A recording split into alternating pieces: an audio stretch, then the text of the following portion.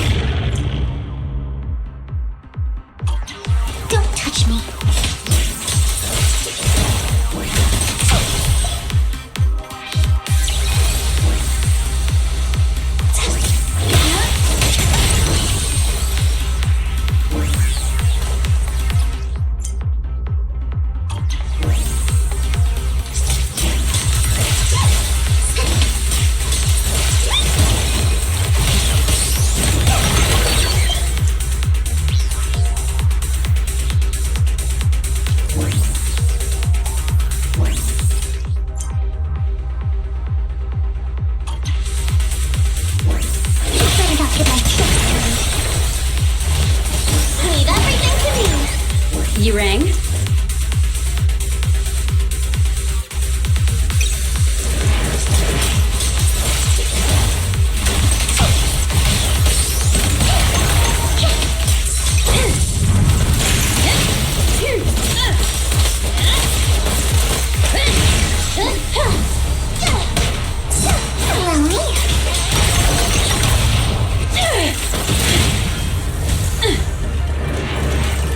More test subjects.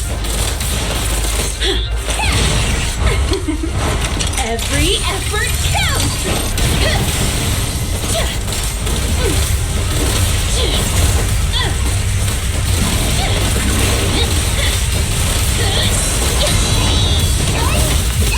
And the winner is me!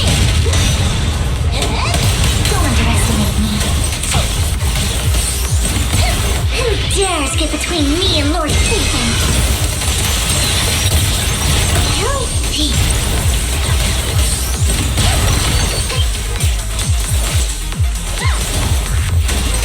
Careful!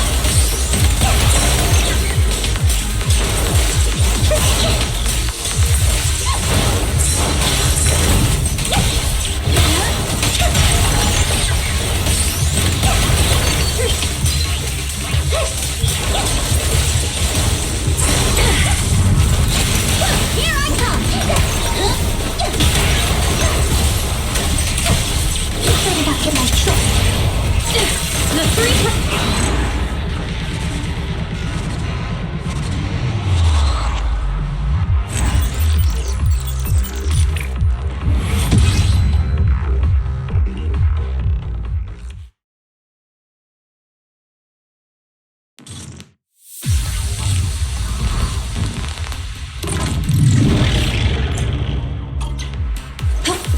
Out of my way!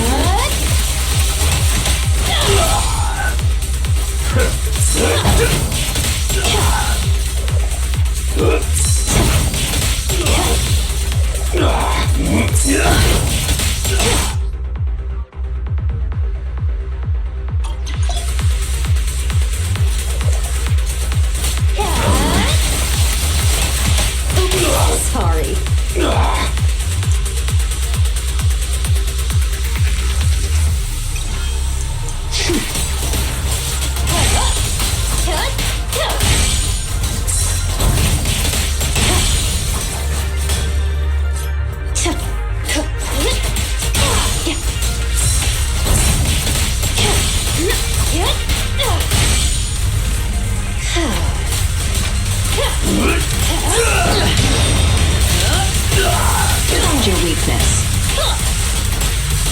I'll make it painless. The final act begins now.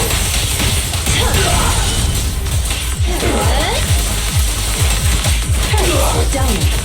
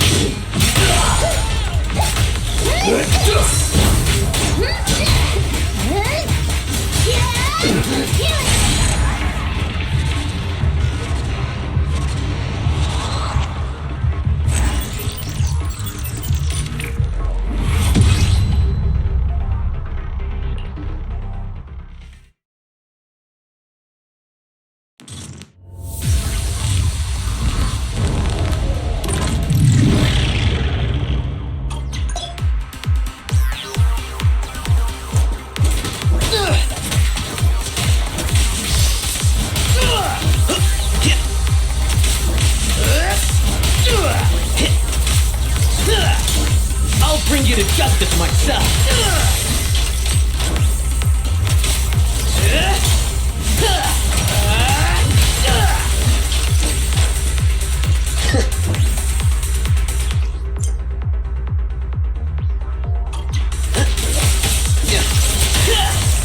Happening.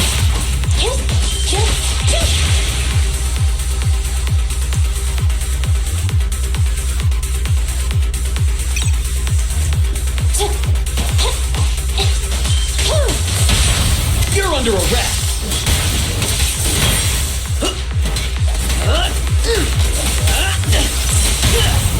Solid hit.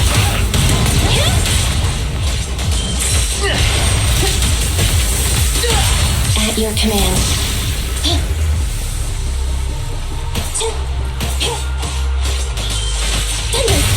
You may remain silent. Perfect teamwork.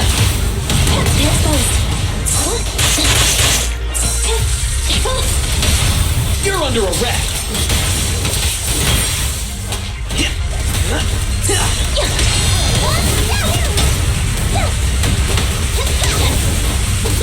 Bang on.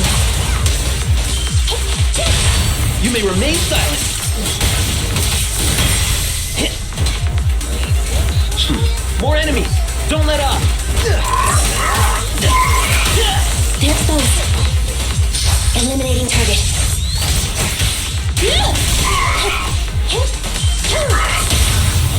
Great hit! Turn over, and you leave! You asked for it!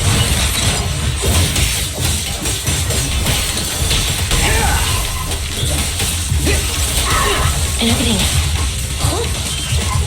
My turn! And the winner is me!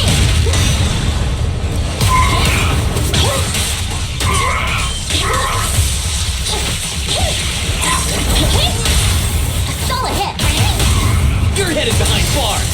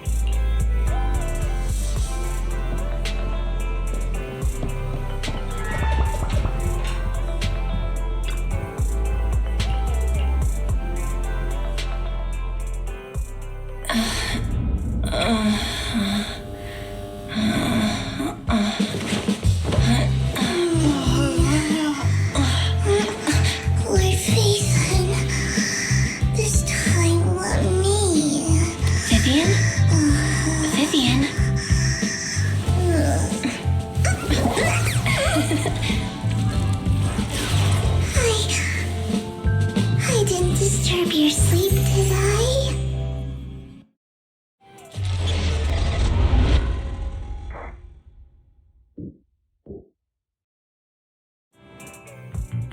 When I got here, the other Lord Phaethon said you were resting on the couch and just let me in. I meant to keep you company while you slept, but then I dozed off myself.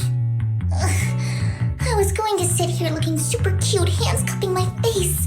You know, like the #1 sleepy face I want to wake up to pose. I can't believe I ended up falling asleep myself. What sleepy face? What pose? That was a lot of words in one breath. Are you sure you got enough sleep, Vivian? No, Lord Phaethon. I was just worried that I had disturbed your rest. Just being able to see you sleeping peacefully is already the highlight of my day. No, my entire month. Though it is a bit late, but... Good morning, Lord Phaethon. You're here super early today, Vivian. Is there something urgent? Mockingbird's death has stirred up quite the storm. I took some time to gather intel. It seems someone deliberately leaked the story that Hugo is an illegitimate child of the Ravenlock family, but I haven't found the source yet. Could it be Hugo's uncle, Hartman? Maybe he's trying to turn people against Hugo and Mockingbird by playing the illegitimate child card. I suspected that too. He could be using Hugo's background to make people believe Mockingbird is just another top's pawn. To the upper class, Mockingbird may be insignificant, but it has a loyal following among regular folks. But after some digging, I was surprised to find that the public isn't turning on Hugo. They're actually starting to see him in a better light. Some people feel bad for him. Some relate to his struggles. And Hartman's the one getting all the heat. Public outcry against Hartman is growing, with many believing he murdered Hugo for his own selfish gain. TOPS is hosting an industry summit this week, a responsibility usually handled by the Ravenlocks. But my sources tell me another family has taken over this year at the last minute. If I'm not mistaken, TOPS is intentionally keeping its distance from the Ravenlock family due to the current public sentiment. Is someone trying to take advantage of this to get rid of both Hartman and the Ravenlocks? I think Hartman knows this too, which is why he's completely vanished.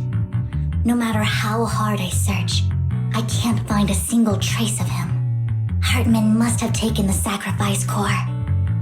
Now that he holds this bargaining chip, he is definitely going to negotiate his way out of this with the Exaltists. Sorry for interrupting, Vivian, but I need a quick word with Belle.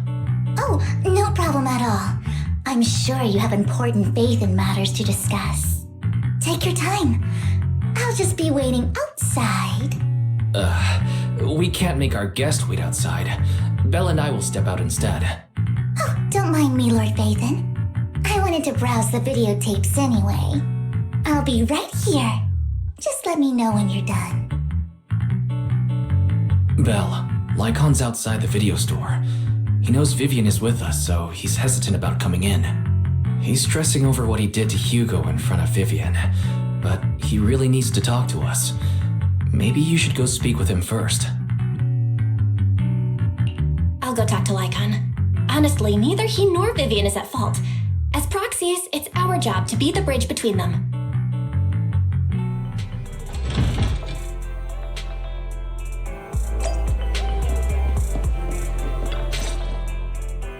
Good morning, Master Proxy. Good morning, Lycon. Wise mentioned you wanted to talk to us and Vivian about something? Yes, it's an urgent request from the mayor, one that directly affects New Eridu's safety. However, before we get into the details, as a former member of Mockingbird, I'm concerned about Miss Vivian. Hugo made many mistakes and betrayed the principles of Mockingbird, but I'm certain he didn't intend to put Miss Vivian or you in danger. I don't know Miss Vivian very well, and I was the one who took her companion's life.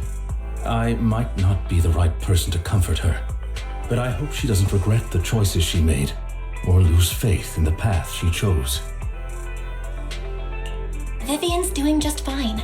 She's actually been gathering intel and has a clear understanding of where things are headed. She might be tougher than you think. If you're really concerned, why not just talk to her directly? If you'd like to apologize, it should be face to face, right? That's reassuring to hear. I trust your judgment. You've always had a sharp eye for people. Would you mind coming in with me? I'd like to apologize to Miss Vivian in person. No problem, but I'll be staying neutral. Everyone has their own stance on this, and I get where both of you are coming from. As a proxy, I'm just here to make sure you have an open conversation. I'm not taking sides. I respect that. Thank you.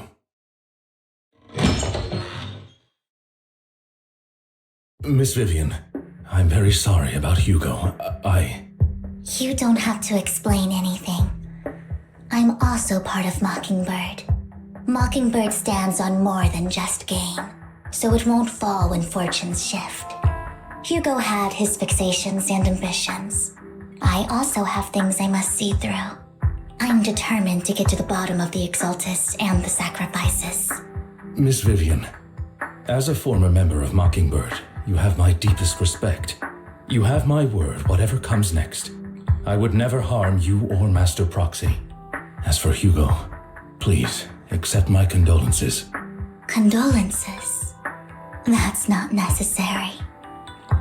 Mockingbird has plenty of tricks up its sleeves. This isn't the kind of act that ends so easily. Wouldn't you agree? You're right.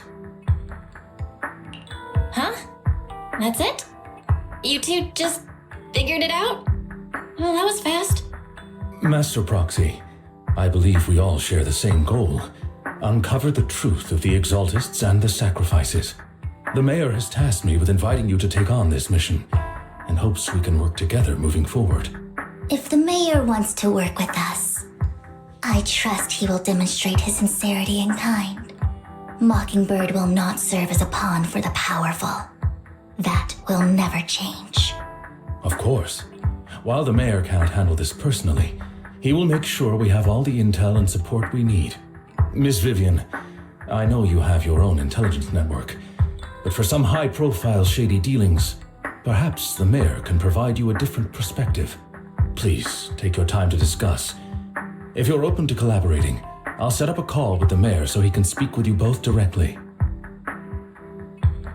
I need to discuss this with Wise and Vivian. With so many people involved in this, we need to be very careful. Of course, I completely understand. When you've made up your minds, you can find me at the Ballet Twins.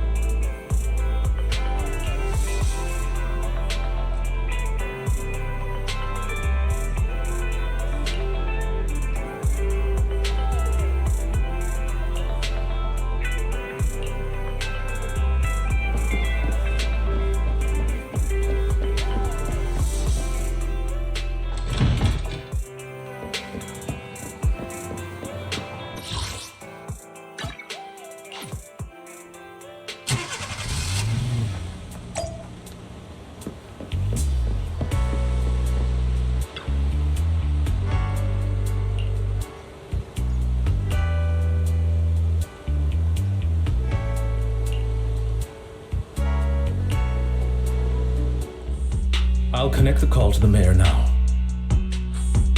My dear friends, I'm glad you're willing to keep working with me. I'm truly sorry about what happened to Mr. Hugo Vlad. I didn't anticipate things would turn out this way.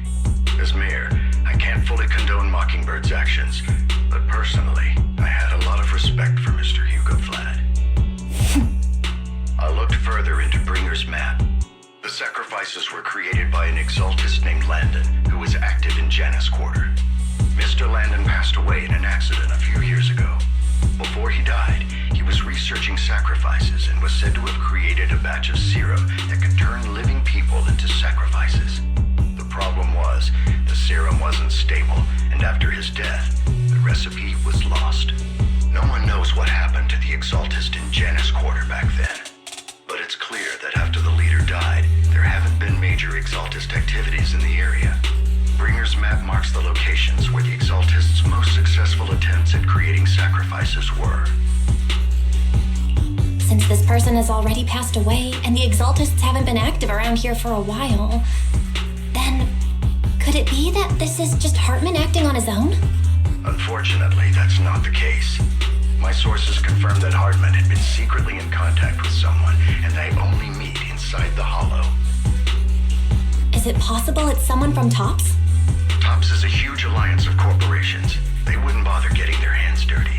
Instead, they just sit back and reap the rewards. Everything Hartman is doing is to secure his place in TOPS and strengthen his power within the Ravenlock family. If my guess is correct, Hartman has gotten in touch with the remaining members of the Exaltists that used to follow Landon, helping them create new sacrifices. But what's in it for TOPS? There's no way the Exaltists would just hand over their secrets about sacrifices to Hartman, right? A sacrifice outbreak would throw the city into chaos. And that's when TOPS steps in, taking control of the situation on their terms. The public will see the mayor as incompetent, while TOPS comes off as the real protectors of the city. And when that happens, public trust will shift towards TOPS. And Mr. Mayor, you might find yourself in an unfavorable situation. Still sharp as ever, Miss Vivian. So, what exactly do we stand to gain from partnering with you? Please don't tell me you're doing this out of some noble concern for your citizens. I'm not some hero of justice. And I don't believe in lofty ideals or empty promises. We have a common enemy. While our ideologies may differ, we can work together on this. And as proof of good faith, I may not know exactly where Hartman is, but I can fan the flames over Mockingbird's death and escalate conflicts within the Ravenlock family. So it was you behind the rumors. No wonder I couldn't trace the source of the public outcry. I'm not the one who started the rumors. I just helped them spread faster after they leaked. And I pulled a few strings to make sure the story painted Mr. Hugo Vlad as a heroic figure who is unfairly persecuted. As I said before, I had a lot of respect for him, and I'd be happy to clear his name. Now let me lay out my terms for collaboration.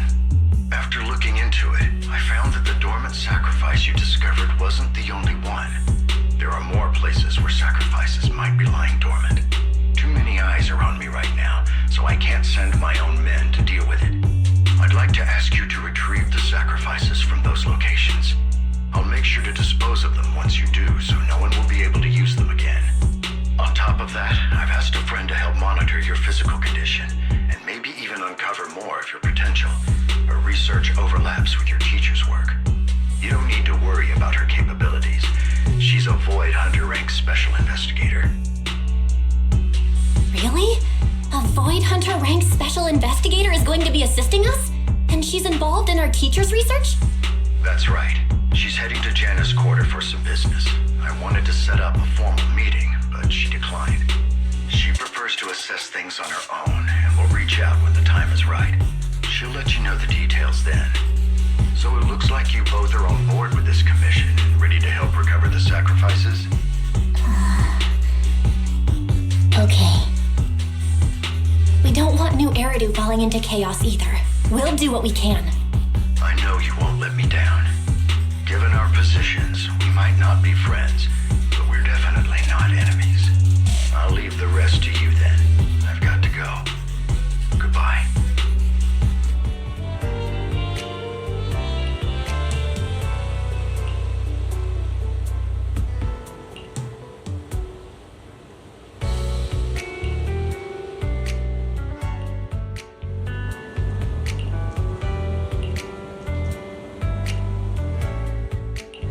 Awaiting further instructions.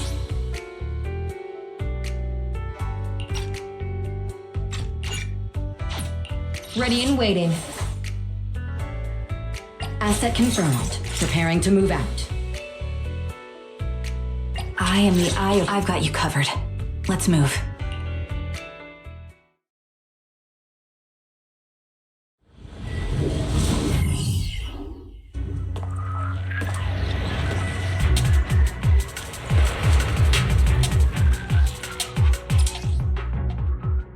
Lord Phaethon, thank you for trusting Mockingbird and me.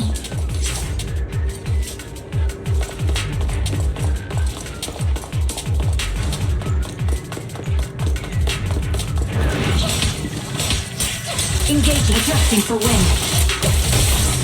Yes, you're cornered.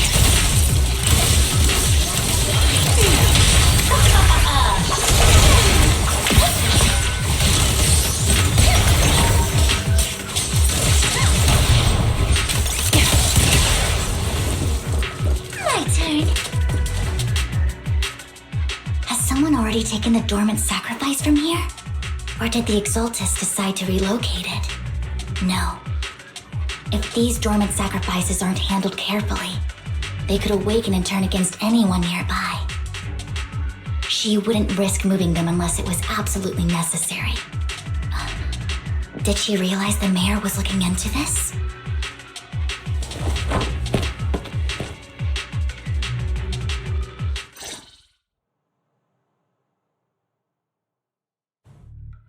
Did Hartman just make up this intel to get a shot working with us at Tops? I've been walking around forever and haven't found a thing. The Ravenlocks have always been a shady bunch. No surprise they've gone downhill over the years. I heard they were pretty loaded back in the day. What kind of business did they run? No clue. On the surface, their businesses seemed legit, but who knows what was happening behind the curtain. Probably something with the sacrifices. I mean, how else would he know about the dormant ones left around here for years? And he was so sure that even if those original sacrifices didn't work out, he had a backup plan. Backup plan? What could that be? Well, that's beyond me. I just happened to overhear something while I was next to Mr. Edmund one day. What's Topps planning to do with all these sacrifices, huh? For research? Do you think we'll ever have a normal life in the Hollows? Don't ask questions you shouldn't be asking. All right. There's nothing here anyway. Let's leave the Hollow and report back on what we found. And we'll make it just in time to clock out for the fieldwork shift. Let's get out of here first.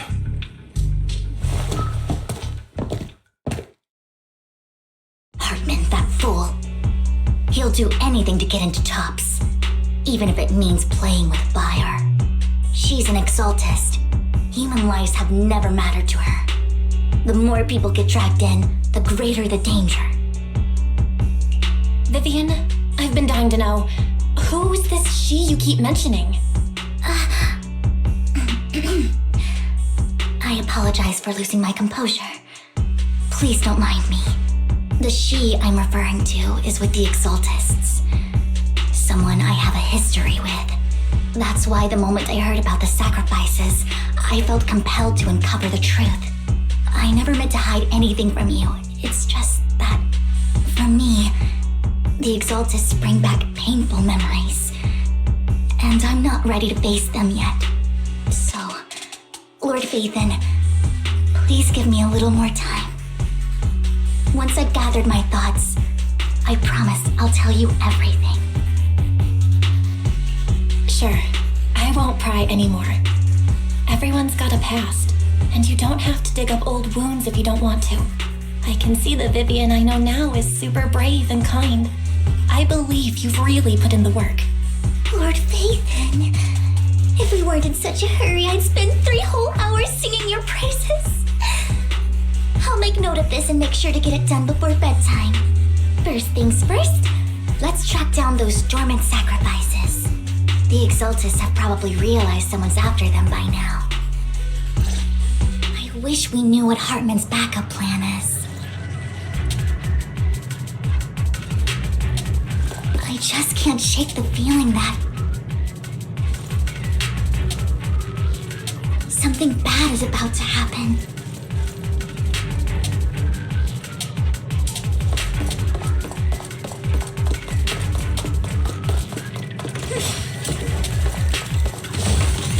Fool.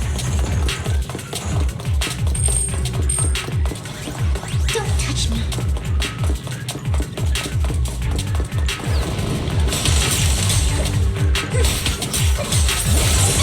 Stay away from me.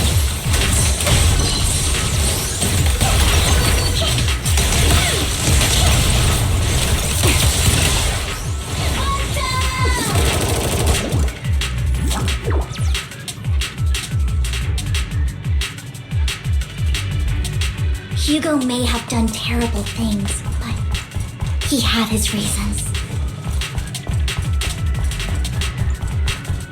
Mockingbird might be seen as the bad guys by a lot of people, but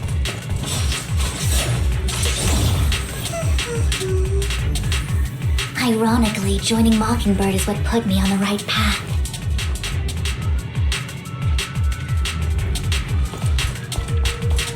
For the first time, I'm needed for more than just my curse.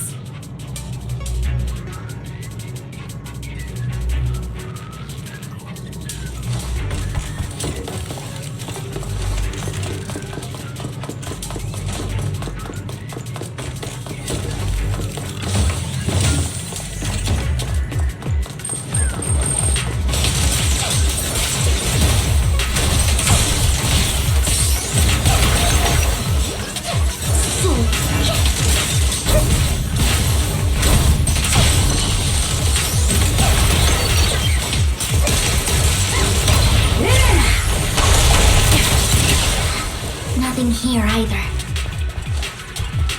Are we too late?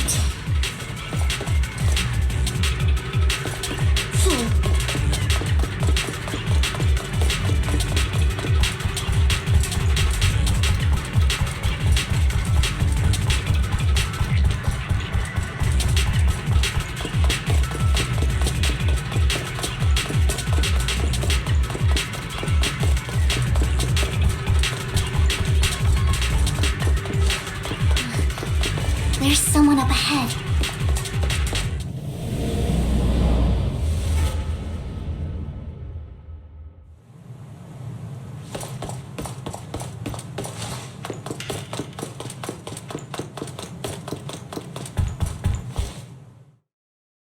I knew it was you, Vivian.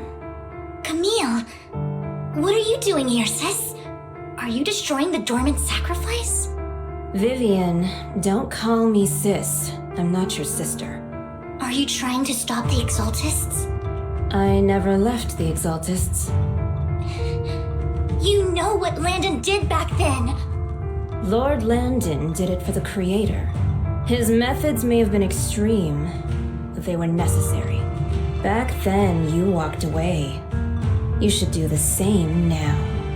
We didn't meet today. Take your friends and leave. What's wrong? Are you being forced into this? I can help you. Help me? Like how you helped her? Vivian, you're crying. You see me, don't you? No, You haven't changed a bit, Vivian. No need to hide your tears. I know exactly what's ahead for me. You've made your choice, and I've made mine. One last piece of advice. Stay out of this. She loathes you. I won't tell her we met today. Don't show yourself around us again. Camille!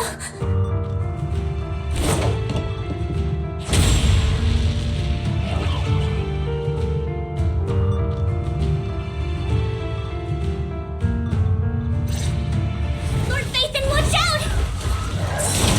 Wait for me. I'll tell you what that was about later. Let's take care of the ethereals first.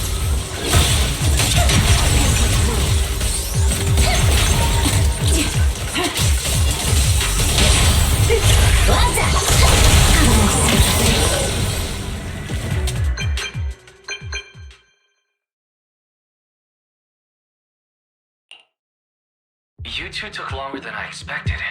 Did something happen? We searched the coordinates the mayor provided.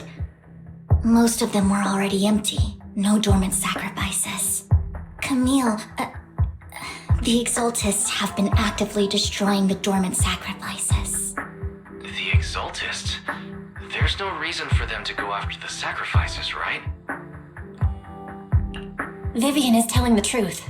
I saw it too. And one of them is someone I once knew. I thought she would leave the Exaltists after Landon's death, but she stayed. Do you have a history with the Exaltists, Vivian?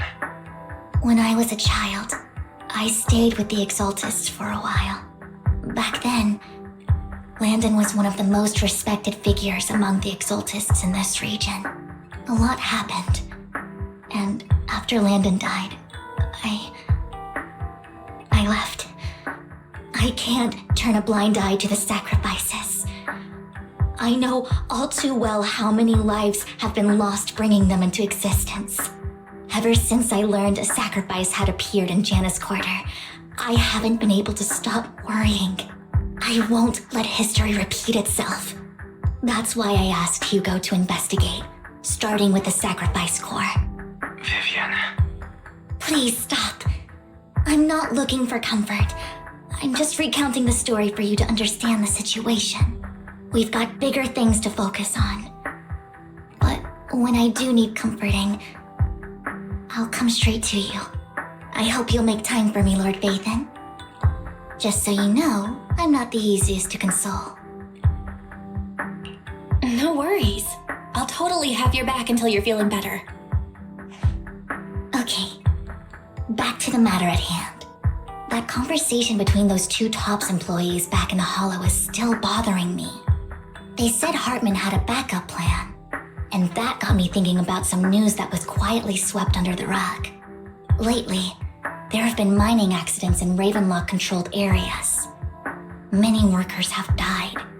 The families were paid off with huge settlements, way more than usual. No protests, no controversy, and the issue was buried. But considering the Ravenlock's financial position, why would they be so generous with payouts? That sounds sketchy. Are you saying they made up the accidents and the workers' deaths? Precisely. I don't think those workers died in mining accidents. I'm planning to reach out to some old friends, see if they've heard anything about this. Do you have time, Lord Phaethon? My contacts are just near 6th Street. Care to join me? I'm in. Let's go together.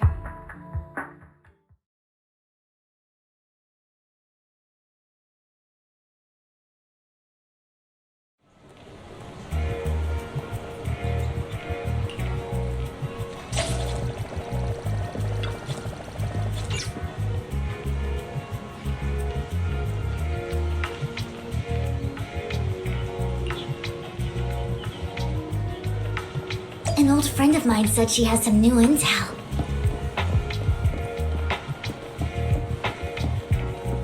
She's like a mentor to me. I learned a lot about data scraping on Internet thanks to her.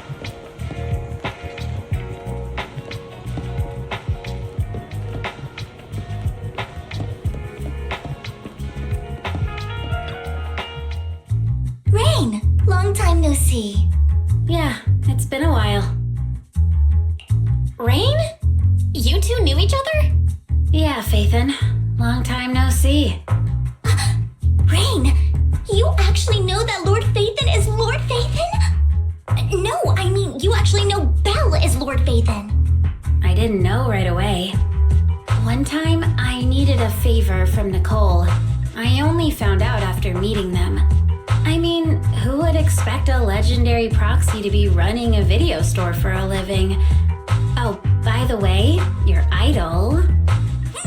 Rain, let's not bring up old stuff. Lord Phaethon wouldn't be interested in that. Why are you all tense? Right, Lord Phaethon lives on 6th Street too and might know your idol. Remember when you traced that post on Internet to 6th Street and actually went to check it out? And you came back all bummed, spouting nonsense. Like there was only a black cat at the location, and maybe your idol is actually a talking cat. Or something like that. I know that black cat. I'm always sneaking at snacks. Lord Phaethon, please, let's drop this topic. Come on, Vivian. It's been years and you still won't say who your idol is. If you'd just let me, I'd have tracked them down ages ago. I get it. You want to find the person who's important to you on your own. But you've tried so hard already. It's okay to lean on me a little, you know. I'm sure your idol won't hold it against you. I shouldn't have come to see you. Huh? What's wrong? Hey, Rain.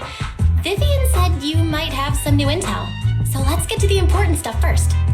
All right, let's get down to business. Here's something I'm pretty sure about. The Ravenlock family's claim that those missing workers died in an accident? Don't buy it. The last signal from those workers was near the Hollow, then communication went dark. I think they were taken into the Hollow. And yesterday, I picked up that the Ravenlock family secretly hired some people to search the Hollow's perimeter.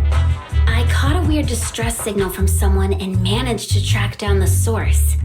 When I tried to reach out, the signal cut out completely. The last trace of the signal was near Lumina Square. Finding someone in real life isn't really my thing, so that's where you come in. Okay, we'll check things out. You just said this is something you're sure of. Do you have anything you're unsure about? I dug up some info online, and one thing stood out. A few days ago, there were some creepy sounds coming from an abandoned warehouse by the port. The place was locked up, so no one could see what was happening inside. Not sure if it's related to your search. If you don't find anything useful around here, it might be worth checking out.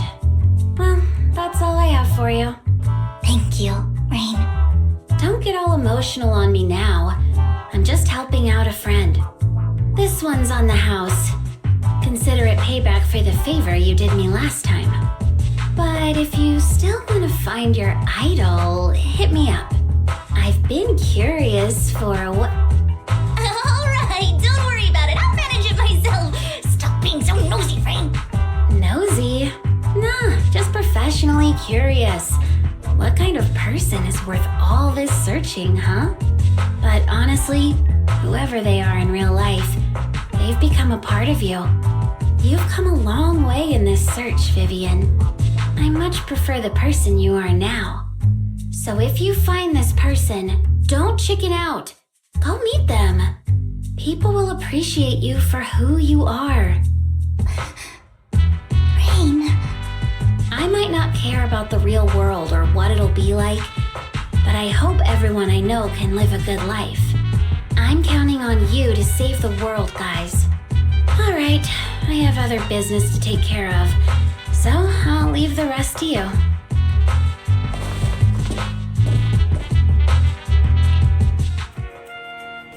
Lord Phaethon, please pay no mind to what Rain said.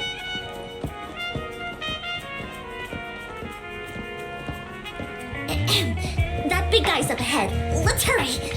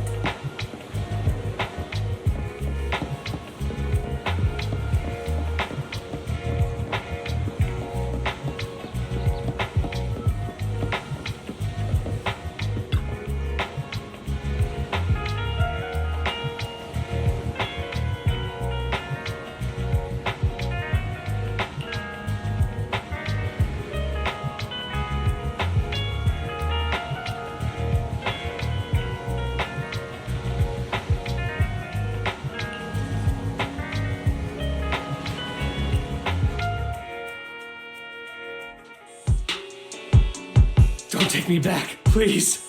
I was wrong. I know I messed up. I don't want your money anymore. Please, no. Calm down. Who are you?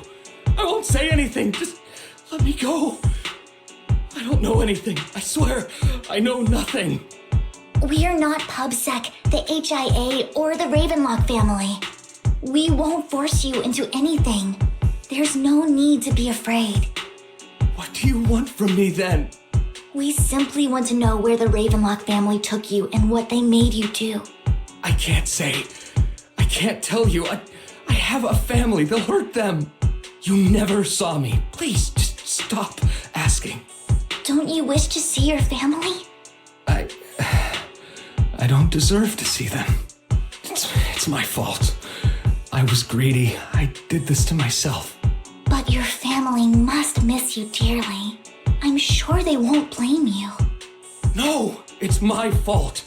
It's all on me. I don't want to drag them into this.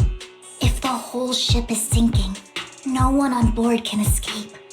I'm just a nobody. And right now, there's nothing I can do to change anything. If you care about your family and friends, now is your chance to stop the disaster before it's too late. Even a butterfly flapping its wings can send a tsunami surging across the ocean. No one knows how this will turn out. But if you do nothing now, the only thing waiting for you at the end will be regret. We're not here to turn you in, and we won't force you to confront them. You'll be safe with us. I'll help you return to your family. But you must tell us precisely what happened. Hartman offered a huge amount of money, looking for workers to go into the hollow to guard something. The money was way too good. We all kind of figured something wasn't right. I thought it was just smuggling or guarding some kind of illegal ether resources, so I signed up. After we sent in our applications, Hartman's men took us into the hollow. The first place we went, there was a strange box. When we got there, they handed us some pills, saying they'd improve our aptitude for ether, for us to last longer in the hollow. But after I took them, everything went fuzzy. Something was definitely off about those pills. When I woke up, I saw my coworkers dead in front of me. And there was blood all over my hands. They said something about me being a good experiment, moved me somewhere else, and locked me up. They wanted to inject me with something. I got scared and didn't know what was gonna happen. But then a blonde guy found me, gave me a carrot, and let me go. So I escaped. I didn't want to kill anyone. I don't know. It wasn't your fault that your coworkers died. You were just a tool in their hands. Do you remember the place they first took you? Do you know what was in that box? I only remember the first place was like a rooftop. I think it was on top of a tall building. What exactly was in that box? I can't remember. I'm not lying. Those pills they gave us, they make you hallucinate. I took just one and my mind felt like it wasn't my own. My memories turned into a blur. I'm telling the truth. I'm not trying to run from my mistakes. I just really can't remember what happened. I know you're not lying. We'll arrange for your protection. You can rest easy and recover, and your family won't be dragged into this. Once this is all over, you will be able to reunite with them.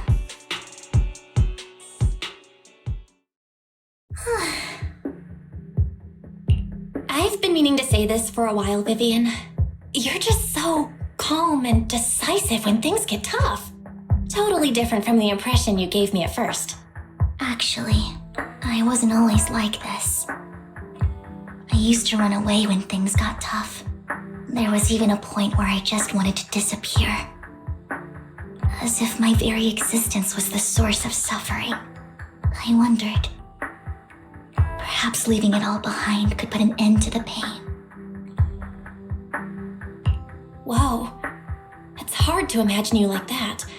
I mean, you had this super intimidating vibe when we first met. Well, I I was on a mission at the auction when we first met. And just as Rain said, I've come a long way from who I used to be.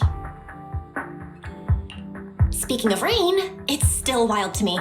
I never thought you and I would have mutual friends. And you even know one Denny Boo. Can you believe we might have passed each other so many times without even realizing it? Enough about me. Tell me more about you, Lord Phaethon. Where have you been? And what have you experienced? Looking back, I feel like I've been through a lot lately. My brother and I even lost our Phaethon account. Oh, everything started when the Cunning Hares took something from the Red Fang gang.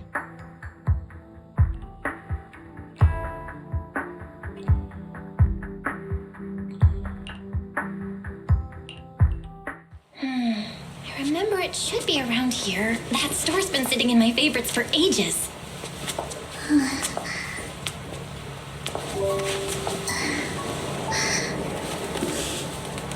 Lord Phaethon! What's up? I've seen that black cat on 6th Street. That harmonica in the outer ring you mentioned. I've heard it before, too. I've even been to the monument outside Hollow Zero. But none of that was a coincidence. It was me.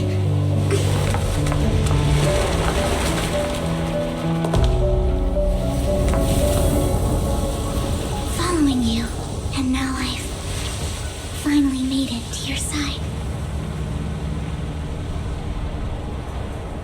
Ever since I was little, I had been seen as the bringer of bad fortune. I had traveled to many places and witnessed far too much misfortune. Every tear I shed brought disaster. I've heard too many curses to count. I loathed my tears as much as I despised my own existence. Wherever I stayed, tragedy followed. I had roamed too many places, and each time it ended the same way. I didn't know where I could go anymore. One night, I stumbled upon a post discussing me. Whether they knew me or not, everyone seemed convinced that I was the source of the curse. Some mocked me with cruel intent. Some wished I would vanish, and others speculated maliciously. It really seemed that my very existence was a disaster. In that moment, as darkness enveloped the city, I saw lights flickering to life all around New Eridu. So many lights, and not knowing where to go, I thought, if only I could disappear into those lights. I made up my mind, and right then, my phone rang. I decided to take one last look. I wanted to know who left me my final message from this world. It was you, Lord Phaethon. Wait, really? Me? Yes. And I checked with the other Lord Phaethon. You were the one using the account at that time, but I know you probably don't remember it. After all, it was just an ordinary day with an ordinary post and meaningless comments online. But for me, it was the night I finally realized where I could go. I wanted to walk the paths you had walked, see the sights you had seen. And then, one day, share it all with you, face to face. What did I even say in that comment? I can't remember off the top of my head. Well, you'll have to figure it out for yourself. I'm not telling you. Huh? No! So, Lord Phaethon, thank you. Not only for that comment you made that day, which was a silver lining for me, but also for giving me the courage to become who I am today. The Vivian standing right in front of you now. Lord Phaethon, I truly like who I've become.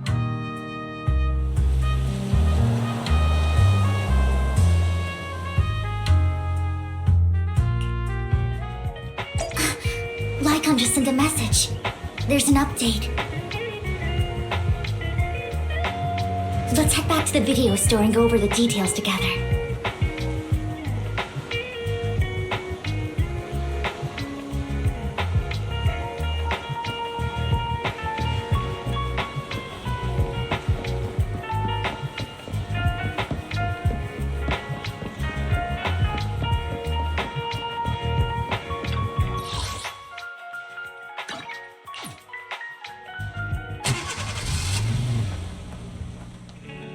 Belle, you're back. Lycon told me he wanted to meet up with us online to discuss things when he returned. I'll call him now. Master Proxy, Miss Vivian. The gentleman Rena brought back has stabilized and calmed down now. Based on his account, we've identified where Hartman is hiding the core. He also mentioned that Hartman plans to trade the core with a group of people. We suspect that this group consists of members from the Exaltists. I knew it. Now that we have the location, it would be splendid if we could seize the sacrifice core before they do. Precisely. We hope you can head to the location as soon as possible to secure the sacrifice core. We've got this. I have other matters to attend to, so I'll leave the retrieval of the sacrifice core in your capable hands. The mayor's friend that he mentioned before will also be assisting you this time. The target coordinates have been shared with her, and she'll meet you there. Please ensure your safety, and I wish you all the best.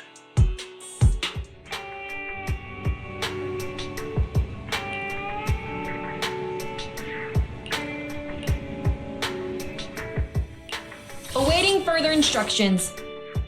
Superhero Yanagi, awaiting orders. Eradicate. Strike.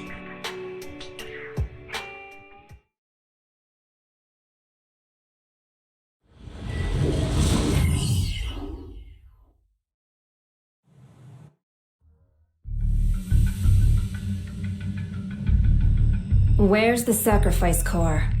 Camille, you really think I'd stroll around with something this important? Plus, even though the Ravenlocks and the Exaltists have been working together for ages, I've hardly even met Lady Dina. I'm the one offering the sacrifice core here. I'm curious what Lady Dina's got lined up for me in return? I'm just here to verify that the core you mentioned is real.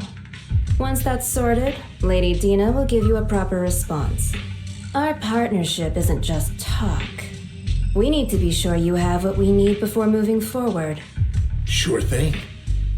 I'll take you to where I keep the core. Once you verify it's legit, have Lady Dina come over. We'll lay everything on the table face to face. All right, lead the way. It seems Hartman is trying to bargain for more. What a greedy and insatiable man. It's just that...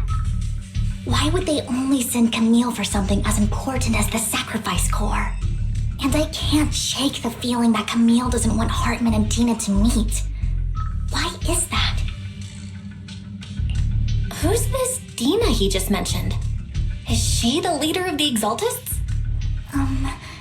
Kind of. Lord Vathan, I really think we should hurry. We must get to where Hartman keeps the core before anyone else does. I've got a shortcut planned, but there are gonna be ethereals along the way. I'll let you handle them, Vivian. Don't worry, Lord Vathan.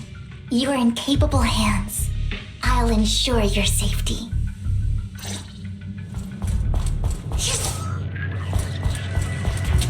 Ethereals!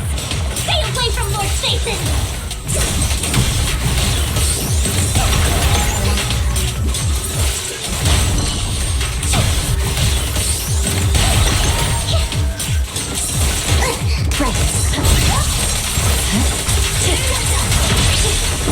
Oh my. Looks like Hartman's trying to negotiate for more leverage.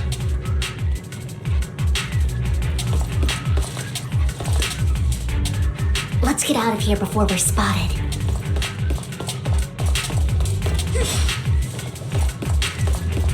Don't touch me.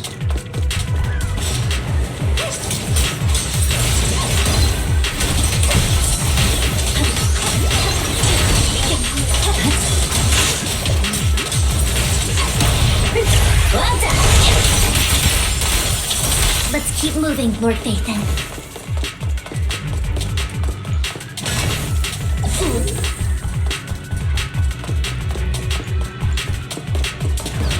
enemies to me, Lord Phaethon.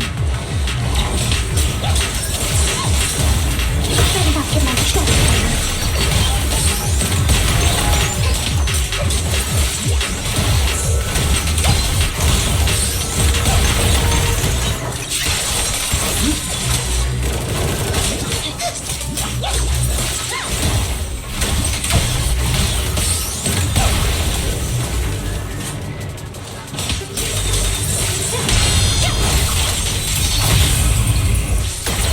Over there.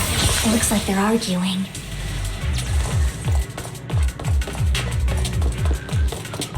This is our chance. Let's hurry.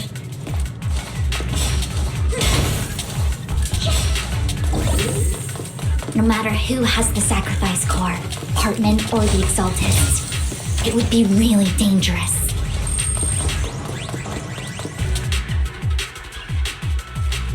Hand over what's in the box. We do this the hard way. You sure talk big, little girl. Let's see if you... Let's hurry and secure the sacrifice core. Lord Phaethon, the box is empty. So Hartman never kept the core here to begin with? How did you even find your way here? Where's the core in the box? What did you do with it? You call this keeping the sacrifice core safe?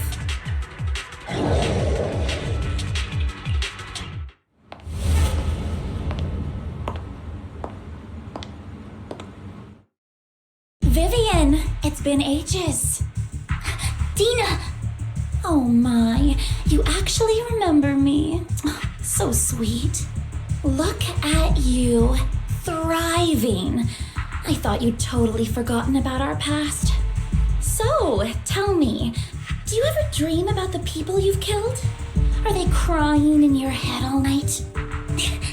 Back then, I had no idea. You had no idea? While you were soaking up all that love from Daddy and everyone else, you had no idea what was going on? I wasn't... Lady Dina, Miss Vivian didn't actually... Camille, when did I say you could meet up with Hartman today? I just wanted to make sure the sacrifice core is legit. I was worried Hartman might try to pull a fast one on us. Really? So loyal. I thought you'd be more like the old days. Just a few words from Vivian and you'd be plotting my demise. Just like what you did with Father. I won't, Lady Dina. Don't even think about betraying me, Camille. You owe me for what went down back then. However, I do understand your worries. This core, it's fake.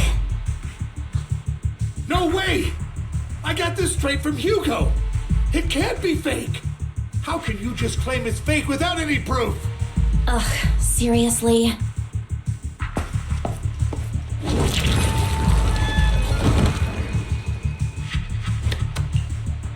The sacrifice core can max out the ether particles within human bodies in no time at all. But look at your little subordinate. How uncouth. He's making noises like some animal. Can you shut him up? So annoying. The masterpiece Father made for the Creator isn't this worthless piece of junk you're holding. So, the real core. Vivian, where do you think the sacrifice core is really at? I don't know. If I knew where the real core was, I'd destroy it without a second thought. Dina, you understand what the sacrifices are. And you know those who were blessed should not have to endure such horrors. Oh, they shouldn't have suffered those horrors. Weren't you the one who decided if they'd be blessed or not? If it weren't for your tears, how would they have encountered such misfortune? How self-righteous, Vivian. Their fates were in your hands. It was you who brought disaster on them. Landon just needed an excuse. He needed someone to blame. Whether I shed tears or not, he'd treat living beings as mere subjects for his sacrifice experiments. Dina, you know all of this. Landon even went so far as to sacrifice you! Shut up, shut up, shut up! Father did it for his great cause. Vivian, why do you always mess everything up for me? Everything! You did it before, and now again! You just had to ruin my plan. I was so close to fulfilling Father's last wish. If you don't give me the sacrifice core, be prepared to become food for the ethereals. I told you I don't have the sacrifice core. Otherwise, I would have destroyed it already. Lord Phaethon, find the right moment to retreat. She can be quite unpredictable when her temper flares. Oh, really? You don't have it? Then I suppose there isn't a reason to keep you alive.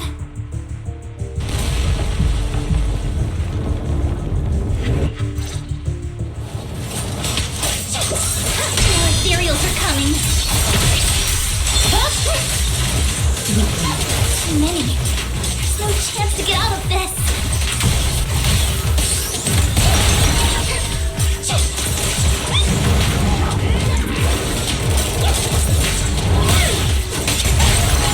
Notice me, Lord Phaethon.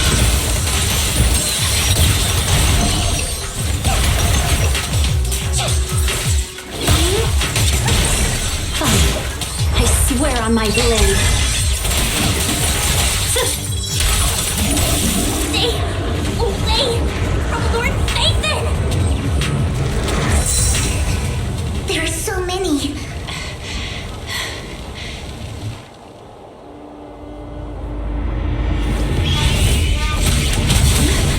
It's ink.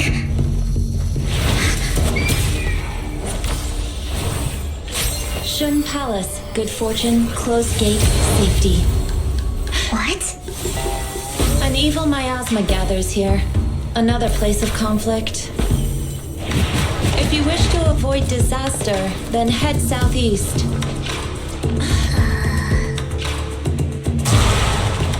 Now! Thank you.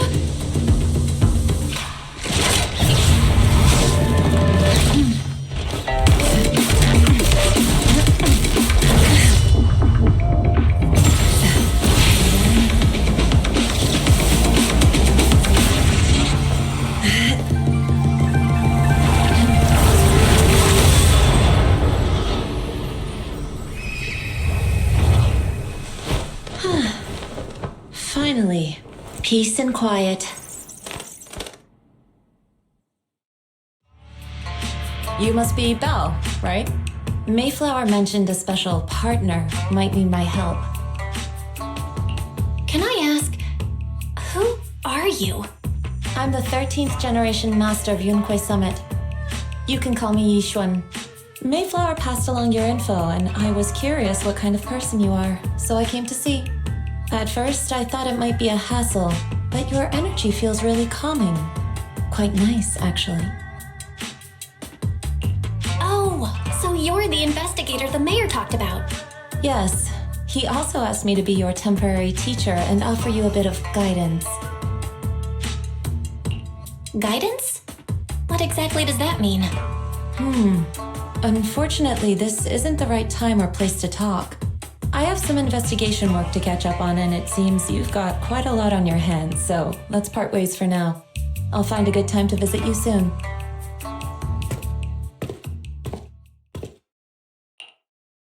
I'm so sorry, Lord Phaethon. I'm just not feeling very well. I think I'll head back for now. I'll investigate the sacrifice core and reach out once I find something. You definitely need some rest. Let's get out of the hollow.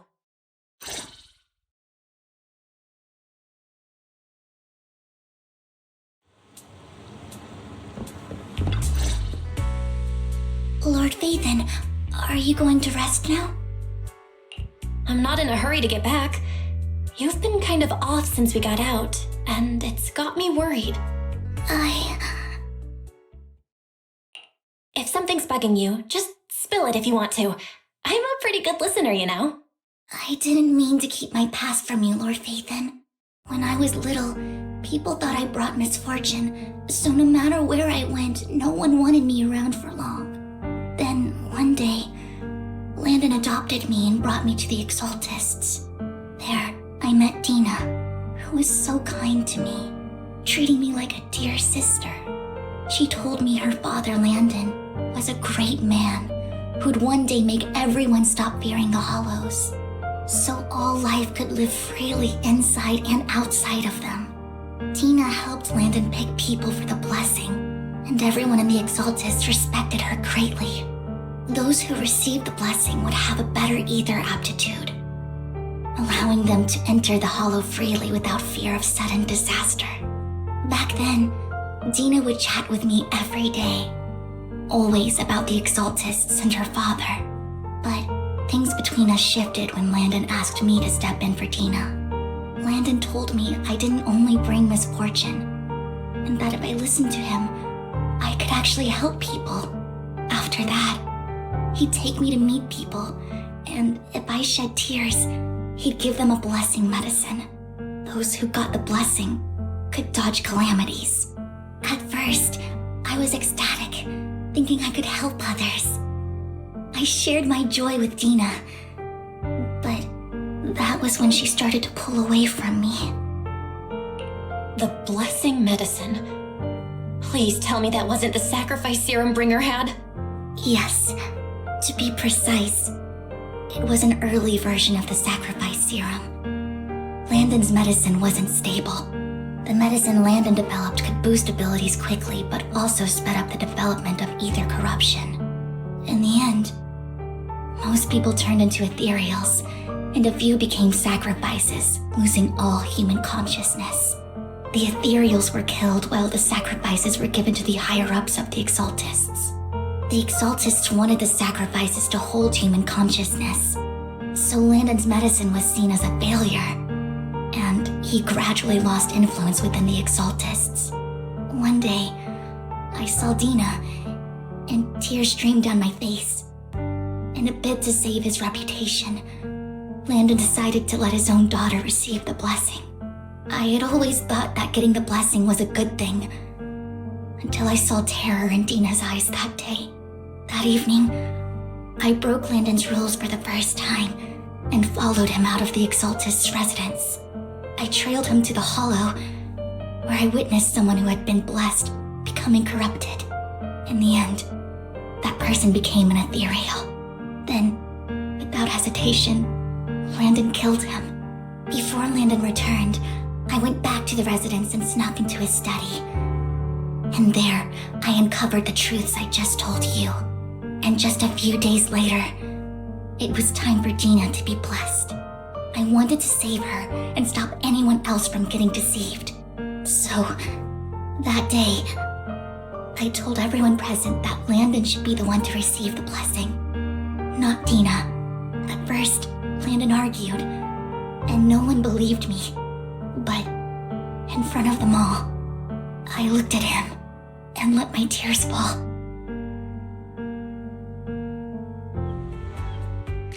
Lord Landon, please accept the blessing. Vivian, you... Why won't you accept the blessing? Were you lying to us?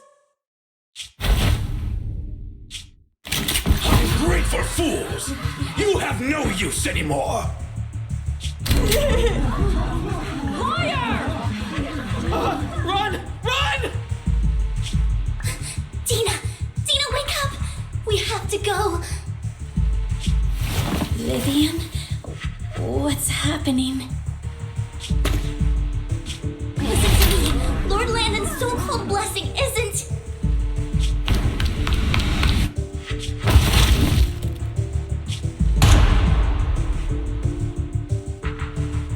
Father!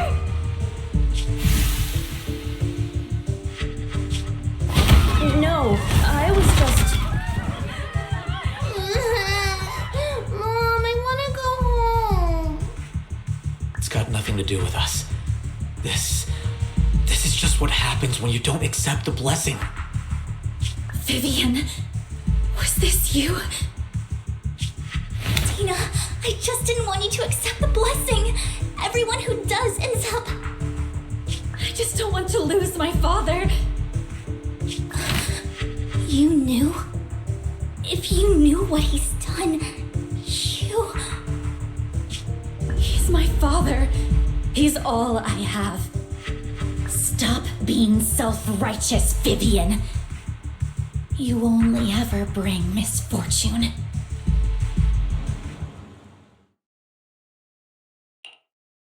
I thought once Landon was gone, Dina would leave the Exaltists. I never expected her to continue his research, or that Camille would stay. Camille lost her entire family in a hollow disaster, so she's always supported the Exaltists. She's not a bad person. She's just someone searching for hope. She joined the Exaltists very early on, and even watched Dina grow up. That day, she was just so desperate to save Dina that she...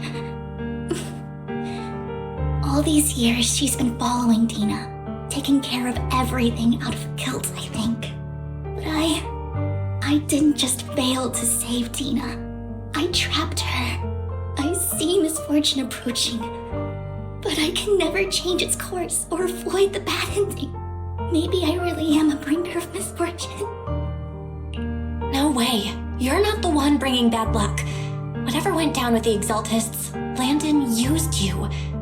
As for Dina and Camille, they know the truth, and they just made their choices. The hollows and the disasters they caused took more than just their loved ones, but not all survivors cling to obsession and hatred like they do. Lord Phaethon.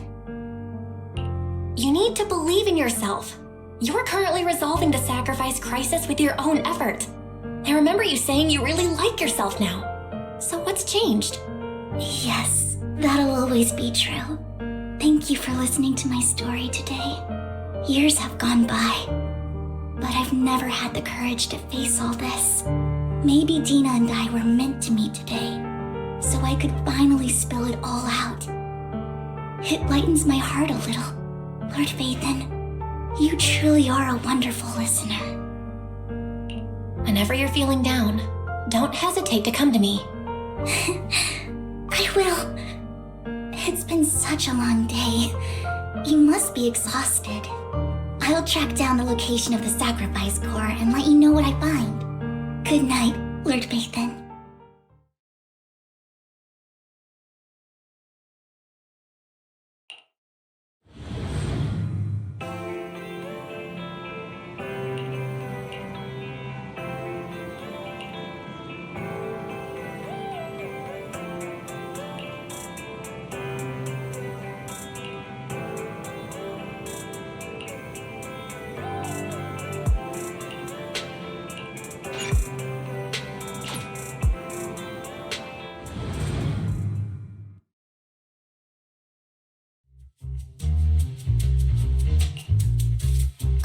Shawl, I didn't expect you to be working here. Perfect. I was just covering someone's shift. The screening here is super strict, and I was afraid the supervisor would realize I was new and subbing for someone, so I hid in the control room during the supervisor's inspection. So I happened to bump into this guy, a blonde man wearing a hat, and I think he was checking some footage. Then he logged that footage into the tape he brought. Later, I found that part of the footage had been wiped. Blonde, wearing a hat. Could it be Hugo? Do you know him? I think it's him. If it were Hugo... I think I know where he would hide the tape. Thank you, Shaw. You were a big help. Great! You also helped me a lot when I started working. I used to make mistakes all the time. If it weren't for you cleaning up my messes, I would have been fired ages ago. So I'm happy I could help you too. All right, go ahead and do what you need to do. We'll catch up another time.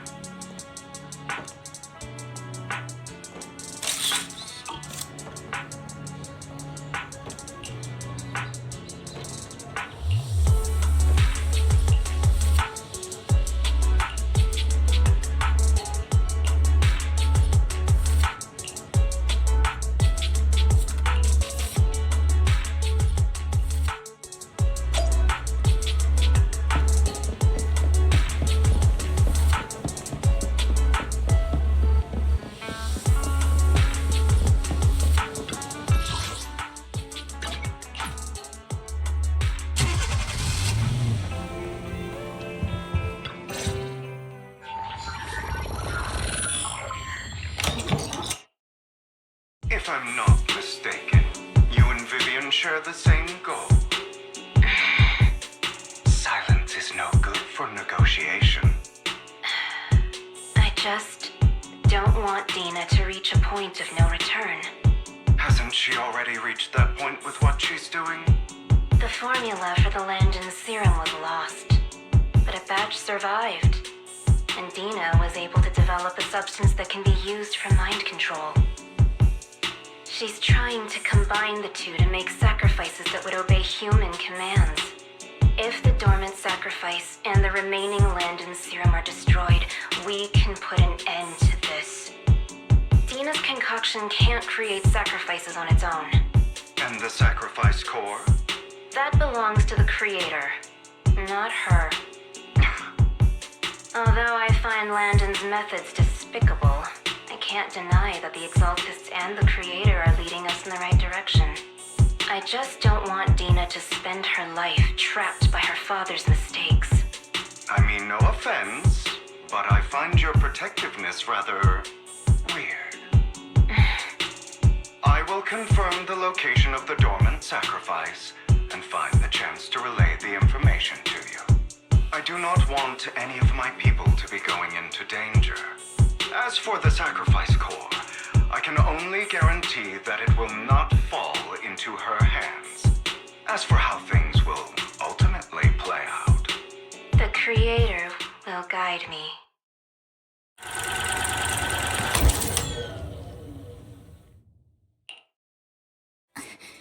Camille was actually destroying the dormant sacrifice? Now Camille's actions make sense. But why did Hugo never tell us? Hugo... Belle, Lycon said there's something urgent he needs to discuss with us right now.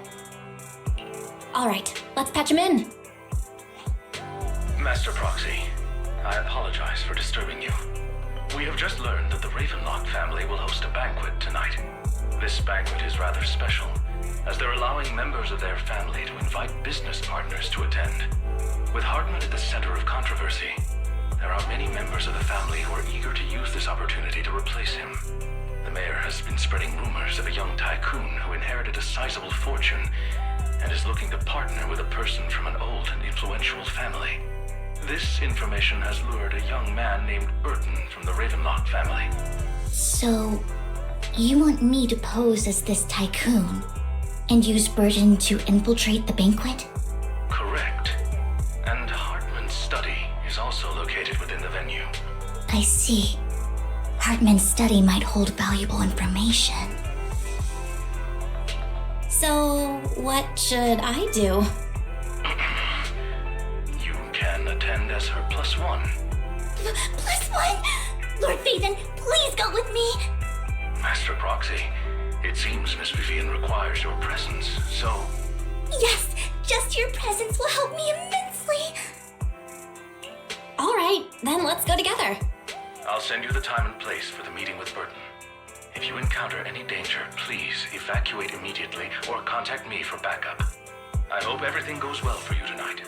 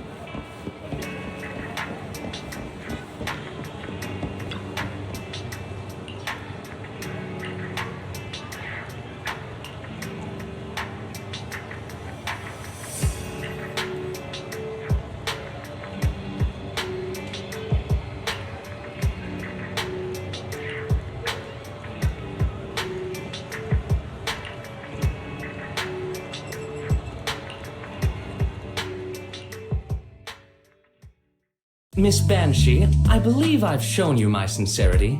Now how about you? Sincerity? My presence here is a show of sincerity. If we're to work together, Miss Banshee, you should drop your pretentious act. I am well aware of the ways of the Ravenlock family. If I were to come empty-handed, I probably wouldn't even be able to make it out the front door tonight. Since I agreed to come with you, and even brought along my most precious companion, does that not show my deepest sincerity? No need for such an off-color joke. Our door is always open for those coming or going. We both know what's what, so let's cut the small talk.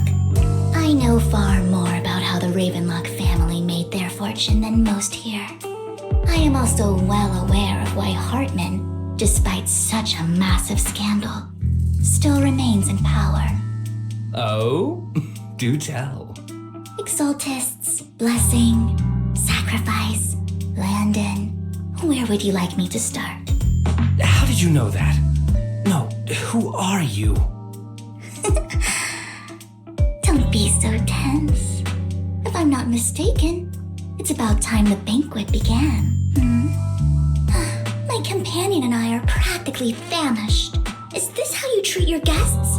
By letting them starve? Perhaps when we've had our fill, we'll remember where the sacrifice is hidden. You know where the sacrifice is? So, can we go get something to eat now? And I'm also looking forward to receiving a special dessert from you. We can discuss what you wish to know while we enjoy dessert. Of course. I wouldn't let such an important guest discuss matters on an empty stomach. As for dessert, I will prepare it myself, and I guarantee it will satisfy you. I'll come find you later. I wish you a pleasant evening.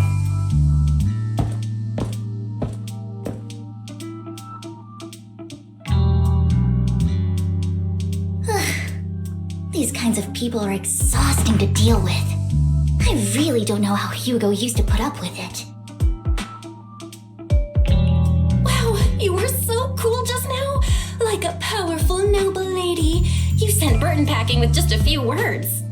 It's just some techniques Hugo taught me. Like that dessert I mentioned. It means I want them to offer more if they want to come to an accord. Fortunately, that old fox Hartman is terrified of losing power. He's definitely keeping the destruction of the sacrifice and the fact that the sacrifice core is fake hidden from the other family members. Otherwise, Burton wouldn't have been so willing to raise his offer. Lord Phaethon, let's find Hartman's study when the banquet is at its busiest. All right, I've already taken note of the surrounding terrain.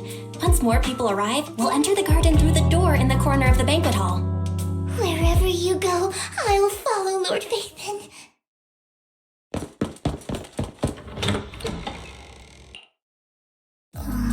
Isn't this going a bit too well? The security around the manor is really strict, but inside might be more lax. But just in case, let's tell Lycon. Right. Having some backup would be safer. Let's check Hartman's recent correspondences for clues. I still have concerns about the sacrifice core. Right. Though the core he gave Gina was fake, Hartman might have left a trick up his sleeve and hid the real one. Then let's split up.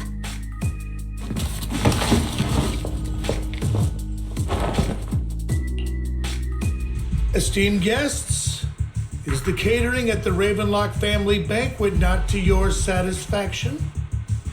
So much so that these two distinguished guests felt the need to come to my humble office to scavenge for food. Don't want to come out? Well, after all, you don't have long left. Burton, that greedy idiot, fell for the mayor's trap. But I never expected that he would bring you into my territory. I suppose I should thank him. Otherwise, I would have had to go to great lengths to eliminate you. Vivian, Phaethon, Give Hugo my regards. Tell him I shall be taking the wealth and power of the Ravenlock family for myself.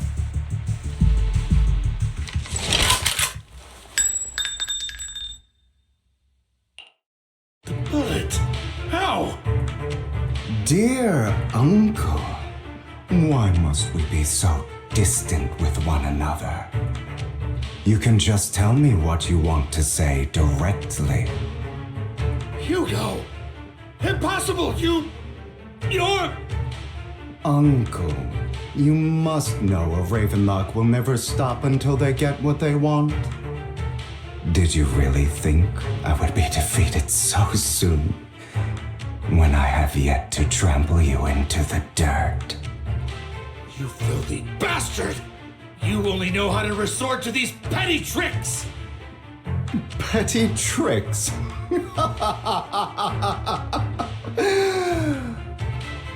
Perhaps you'd like to know what I managed to accomplish using this faked death of mine. My dear uncle.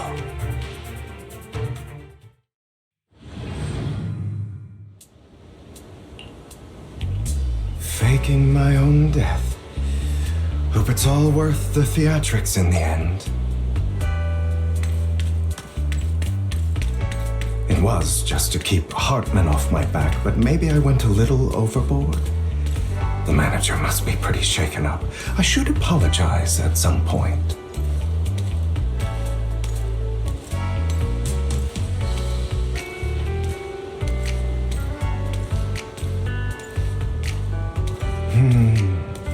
Guess I'll also bring Lycon along. He's my partner in crime, after all. You're late. So strict. Spare me a moment to catch my breath, will you?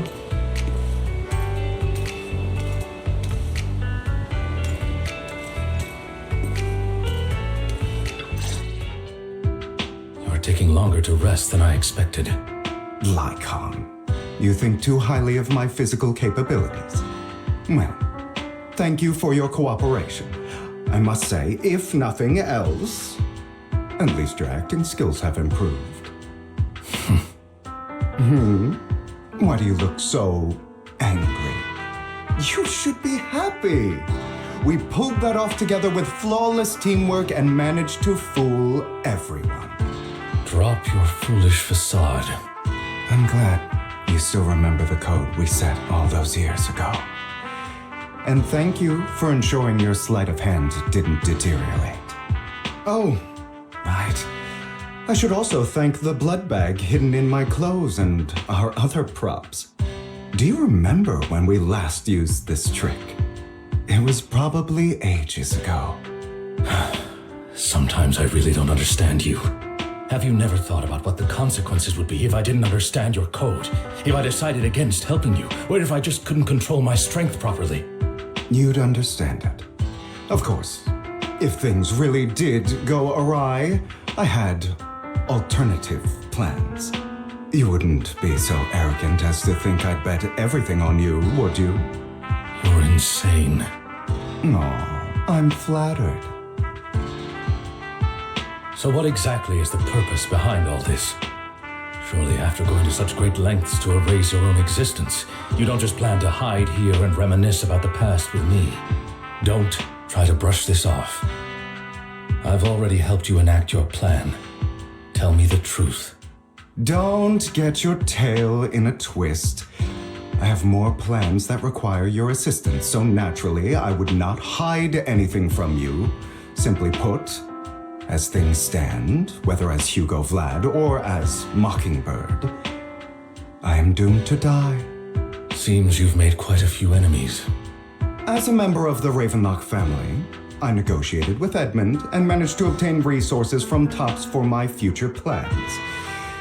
I also confirmed what attitude they held toward your master, the Mayflower family. Meanwhile, I used my identity in Mockingbird to strike a deal with Hartman and gather information on their collaboration with the remnants of the Exaltists. That's where I got my intel on what Bringer left. Oh, by the way, the crime declaration letter that your dear mayor received, that was also sent by yours truly. He's probably figured that out by now, right? Though I'm not sure if he told you. The mayor learned about the sacrifice attacks through his own means, but lacked an opportunity to take action. That warning letter was precisely what he needed. You aren't hopeless yet. How delightful. In short, I'm more well-informed than your lot because I get around, dealing with all these different important figures. But of course, it comes at a cost. It's only fair. After all, you can't hide the smoke from a wildfire. Rather than trying to carefully tame it and risk setting yourself alight, it's better to let it burn free. When I helped you put on your little act, killing you in front of everyone, you left the sacrifice core to Hartman. That was intentional too, then? Oh, yes. And it worked like a charm, didn't it? Now no one cares for me anymore, and all eyes are on Hartman. A perfect situation for keeping the Ravenlock family in check while dealing a cutting blow to the Exaltists behind them. Another crucial point is Vivian and Phaethon. I must sever any ties they have with me or Mockingbird. Although I feel bad for Phaethon about what happened, but it had to be done. That's the only way they would be safe, allowing the plan to continue. I noticed that you never turned your blade toward Master Proxy. So, those words you said back then were also... I will bloody my hands. I will carry the weight of my sins. I will become the Abyss. Obviously, it was all an act. My acting has always been impeccable, as you know. Hugo, you're taking such a tremendous risk. Why? Would you believe me if I said it's for justice? But unfortunately, it's not. I want revenge on the Ravenlock family. And I will make sure that despicable excuse for a human being, Hartman, suffers a slow, torturous end. Of course, I also promised Vivian that I would help her investigate the whole thing with the Exaltists. That's all.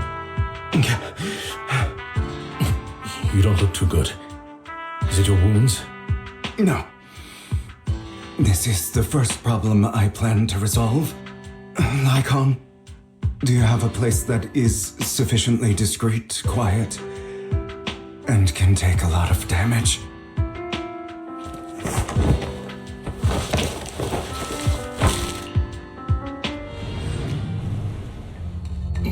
What exactly are you doing? Don't look at me like that. If I didn't have to do this, I wouldn't.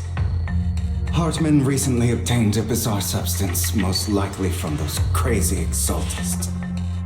After use, it allows control of the victim's mind, to some extent. You were dosed with it?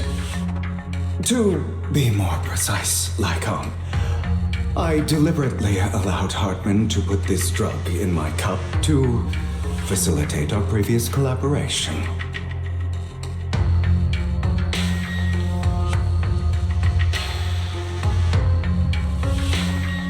After finding out about it, I quickly found someone to help analyze its composition. The good news is he gave me a very low dosage, perhaps because he was afraid I might notice. There's a different medication that can delay its onset, preventing me from actually being under his control. I simply need to put on a show in front of my dear uncle. The bad news is that currently there is no antidote. When I delay those effects, however, they will accumulate and erupt when my body reaches its limit. It may even break my mind. And that's exactly what's happening now. I need to endure those accumulated consequences. So, I will lock myself in this room for however long that takes. I've tied my limbs to prevent me from smashing this place or accidentally hurting myself. Anyway, after you leave, do not open this door, no matter what you hear. I recommend seeking professional medical assistance. This is advice I received from a doctor. Or are you saying you don't believe I can make it? So, I can't. Come find me here at the scheduled time. All you need to do is smile and await my victory. What if I want to stop you? You know you won't succeed. You never have. And you never will. Well, time is short. Let's begin. I understand. Don't die, you stupid bastard.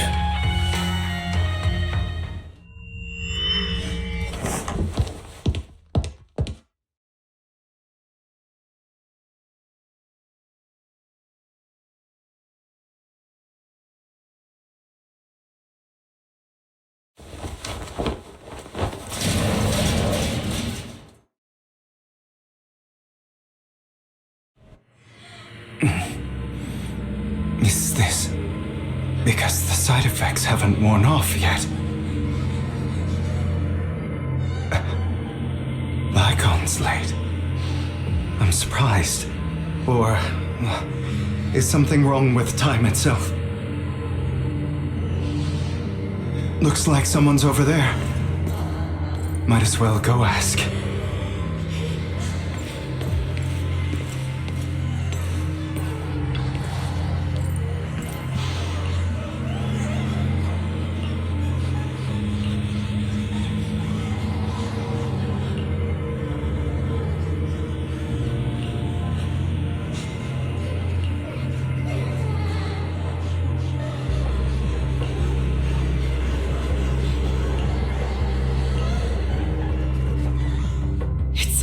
Your fault. I wish I had never given birth to you.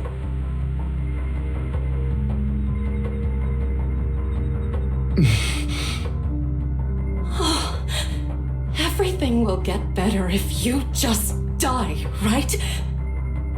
If you die, he'll come back. We'll have another, more perfect child. One who will inherit the Ravenlock family bloodline. Then I'll be able to escape this pain. So, Hugo, for the sake of Mommy's happiness, just die, okay?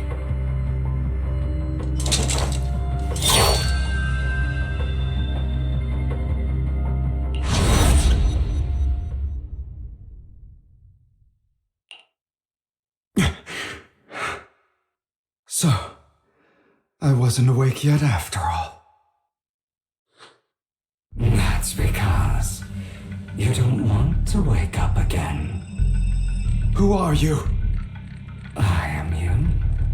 Hidden deep within your heart. Your most true self. You want to kill her, don't you? Your so-called mother. Every time she beat you without reason, when she tried to gouge out your eyes, when she sold you into that hell, laughing all the while. You wanted to be the one to end her life. Why not admit your hatred? As you are, you can hunt her down and make her pay for the living hell of a childhood she made you suffer. Yes, I hate her. I hate her because she was foolish and shallow, greedy and stupid. I hate her because she doesn't deserve to be a mother.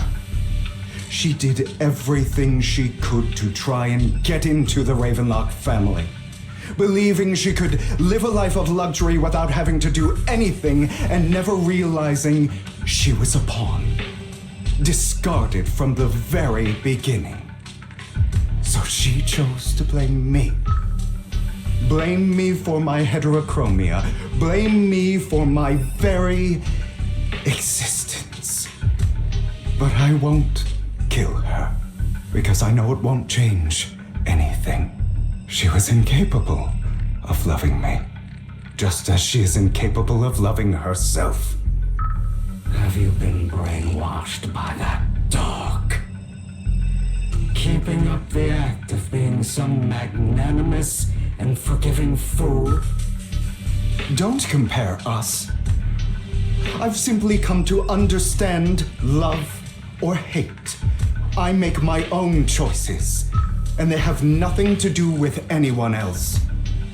She sold you to the Ravenlock family for a huge sum of money. She used that money to start a new life without you. While she was indulging herself, you were going through hell in the Ravenlock Manor. Does it not torment you? Do you not feel the hatred? Do you not want to demand answers? Kill her. Only by killing her can you be truly free. For a long time, I thought the same way. But now, well, I want to make a different choice. Stop lying to yourself. You never had a choice. This weak-minded thinking will only lead you to failure. Like before, you'll be nothing but a worm, trampled into the dirt by those so-called elites. Do you still not get it? This is how the world is, and always has been. Hesitating will be the victim. If you don't grab your knife first, you'll end up being on the other end of the blade. If you want to change anything, you must first become the one who makes the rules. Just like that woman.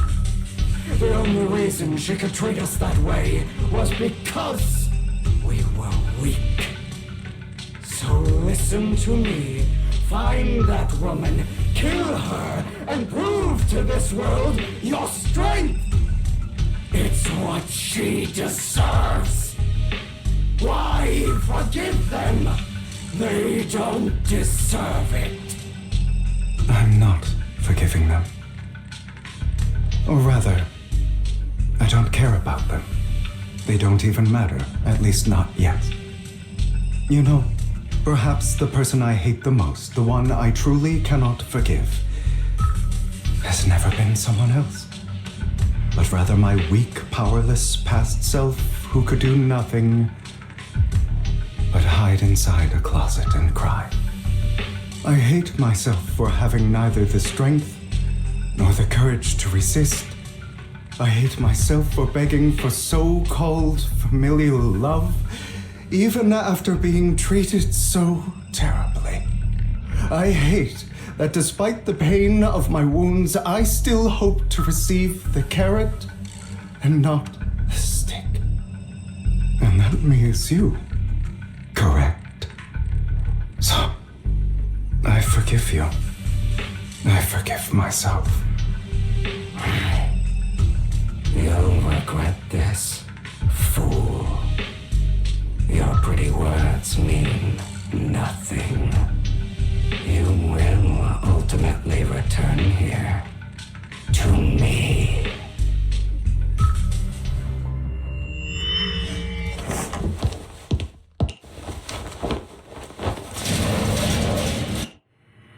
I still an illusion.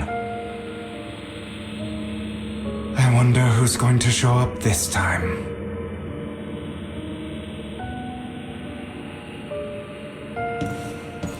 Brother! Hugo, let's play hide and seek! I'm already hiding! You'll find me, right? Like you always do! Serena.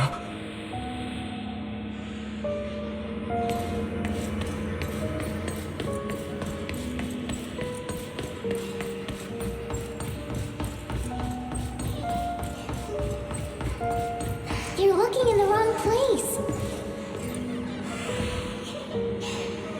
I found an even better hiding spot this time. Harder to find than any place you showed me.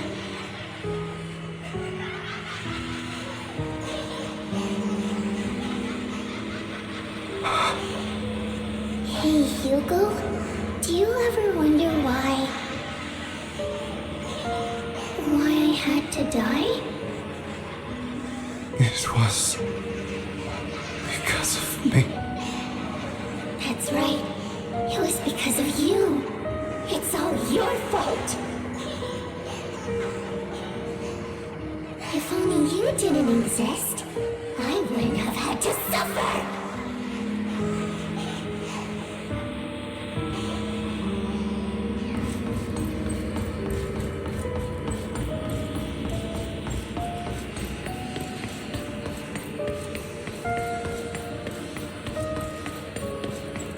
Still looking in the wrong spot. I can't believe you still haven't found me after all this time.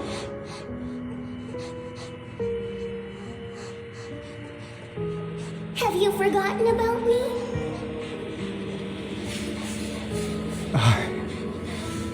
I haven't forgotten. It's okay. I'll forgive you. I'll still be nice to you, just like before.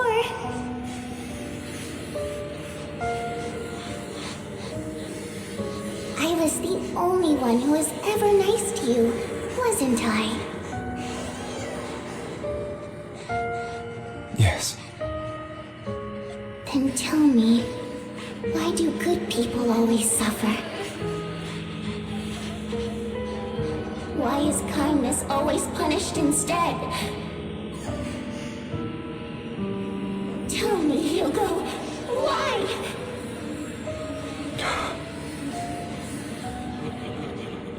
Hugo, are you lost? Go back the way you came. I left you a surprise there.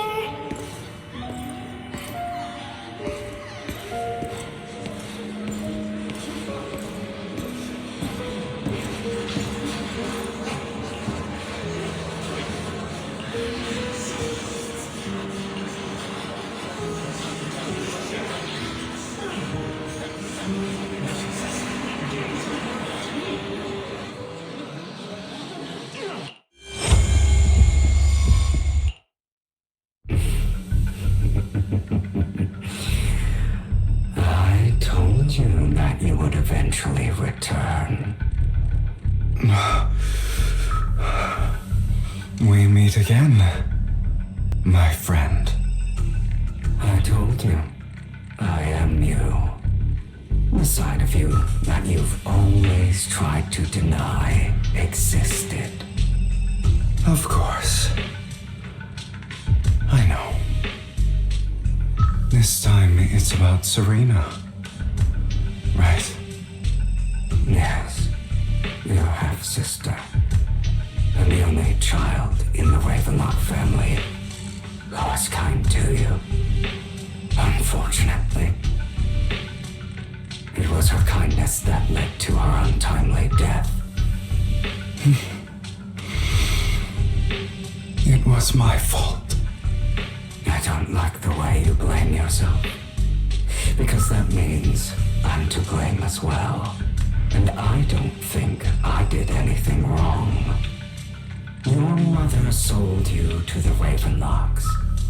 And your father, he saw your talent and wanted to use you to push the other children into competing with each other. My brothers and sisters wanted to get rid of me from the moment they first saw me. In their eyes, you were no more than a slave. But Serena dared to treat you, a slave, as if you were human. And so, she was fated to die. They tried to kill me many times, but I was careful, and they did not succeed. So they killed Serena, who was weaker, an easier target, and pinned everything on you. Serena died in your place. Those cruel brats thought that by reporting this to Father, they could use it to get rid of you, a rival who threatened their positions. Yet, not only did Father not blame you for the incident, he praised you for it. In this world, only the ruthless, cruel, and merciless can stand at the top. And that's exactly what you managed to live up to, no? You found a perfect opportunity thereafter to catch the ringleader of the group who framed you and almost beat him to death.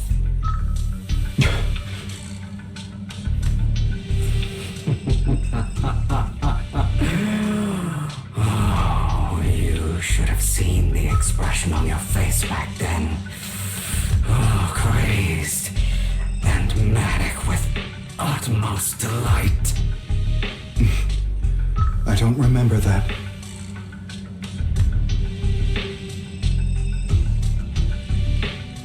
Here you go again, trying to deny your desires.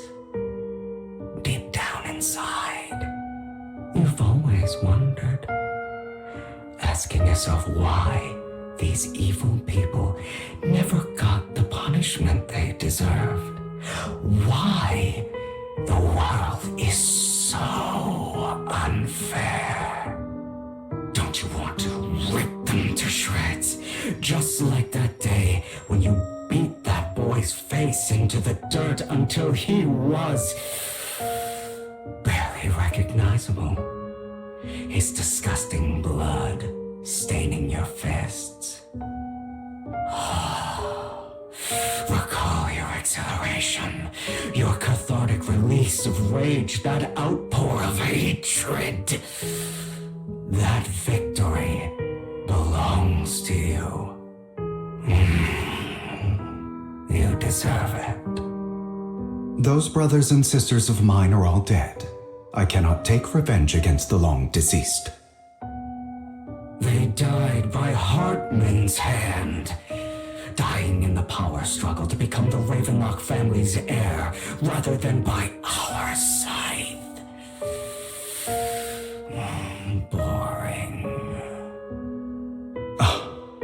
Boring. I find it hilariously ironic. Children who would murder their own kin for scraps of power dead at the hand of their uncle who followed their example. Is that not karma? Power struggles pitting kin against each other, betrayal, suspicion, and hatred between people of the same blood. It's like a curse written into the Ravenlock family's genes. Laughably stupid. Don't forget, my dear, that the same blood flows through your veins.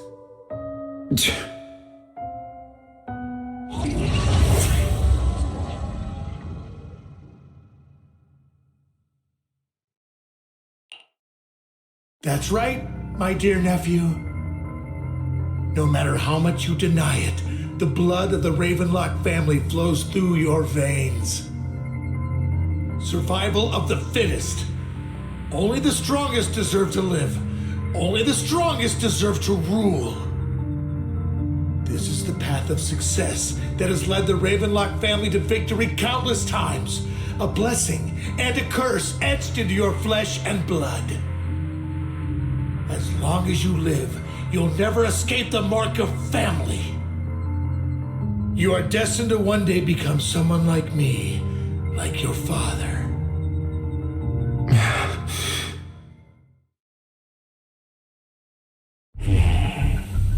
Is that fear I sense?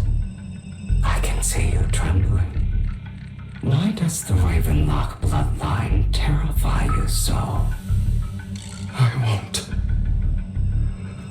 won't become like my father. Never.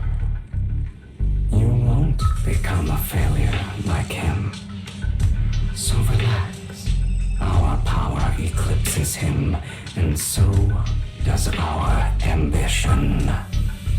So, do not deny your own desires. Do not resist your own ambition. This is the talent you were born with. The best gift fate has ever given you. Admit it. Deep within your heart lies a spark, yearning to ignite a raging inferno that will burn everything down. And I am that spark.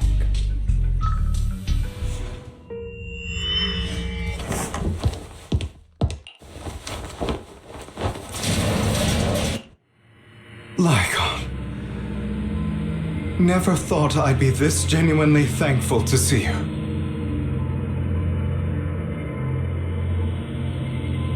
Seeing you means this never-ending nightmare is finally over, right?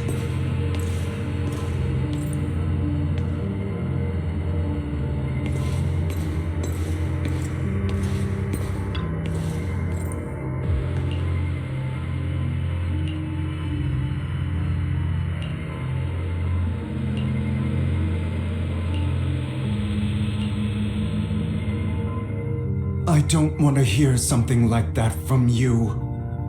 You have no idea what that man, my father, is really like. A person who stops at nothing for their own interests and ambitions. Just like what you're doing right now. And what do you think I'm doing this for? All of this was part of your plan. You knew where the Ravenlock family was going to be, so you set Mockingbird's target there.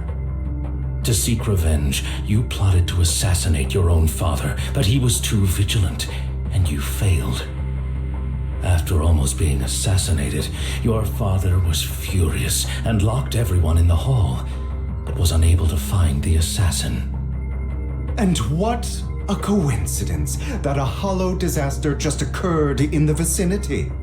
So he used it to eliminate all the unfamiliar faces there, turning them into victims of the Hollow, an easy feat for the Ravenlock family.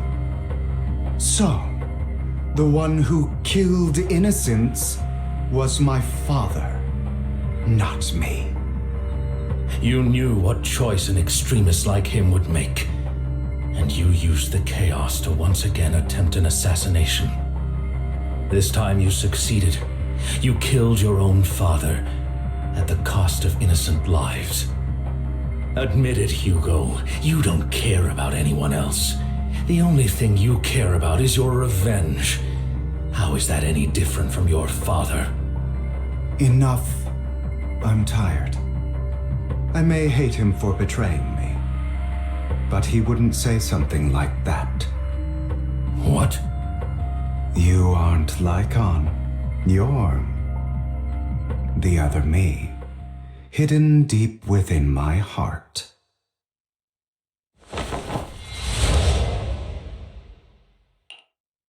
I've been waiting for you, my dear. It seems you've already grown accustomed to this place, even turning the tables on me. Just as you said, you are me, and I am you. there's no such thing as having an advantage over oneself. We are ultimately one and the same, forever inseparable. Then you should know what I want to say. When you and Lycon split, you didn't even try to clear up the misunderstanding, didn't deny or argue against what he said. Because you realized that deep down, he was right about you. You just hadn't acted on it yet. Some people live only to bring more suffering into this world. Sometimes, murder is what brings justice back into this world. For that, I must stain these hands in blood. That's right. Just like what you said before you faked your death. Were those words really just an act? To slay the dragon, you must first become one with sharp claws, rending fangs, and strength enough to destroy anything. You know the truth better than anyone.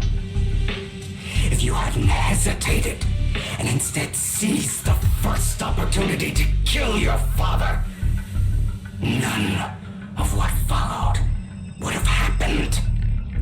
Innocent civilians wouldn't have died. Your partner wouldn't have lost an eye and both legs trying to save people.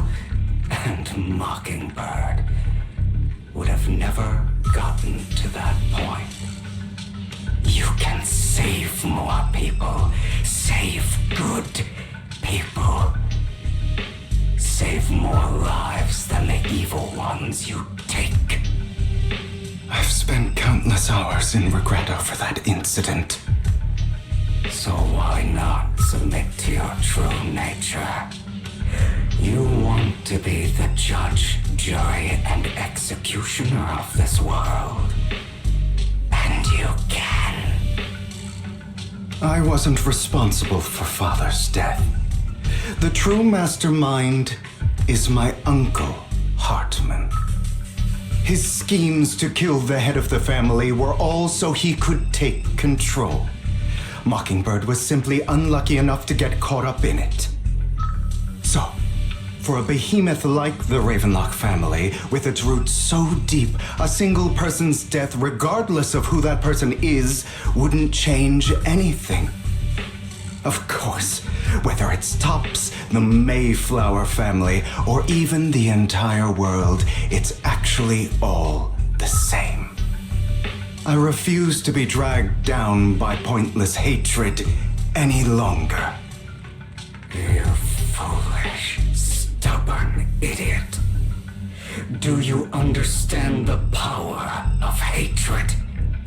Have we not come this far precisely because of it? Or are you going to follow Lycon and Jack's twisted logic? Come on. You don't actually trust anyone? Otherwise, why would you hide this whole scheme of faking your death from them?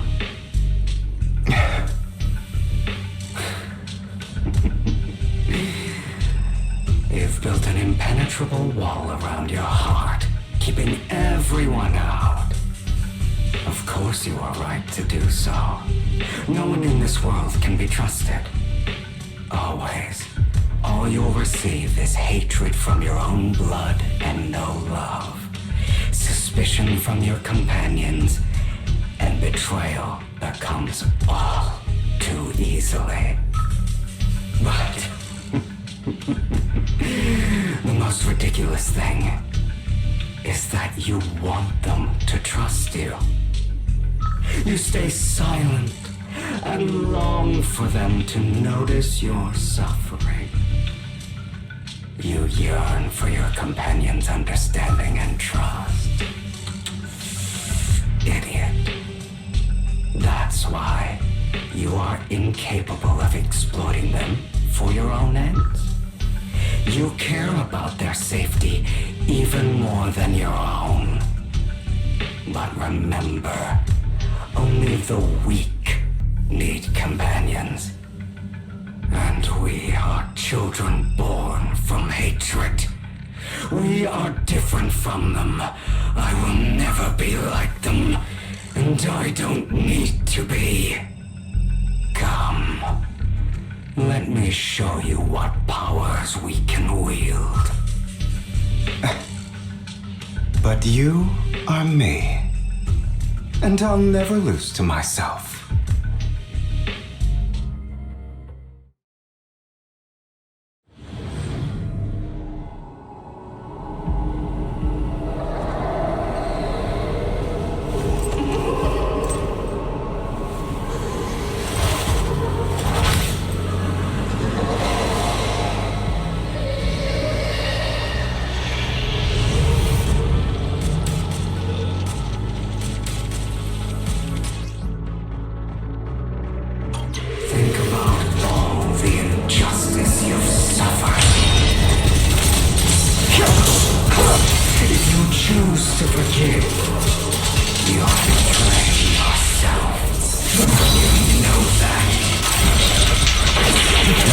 Consume me would be the real betrayal to myself.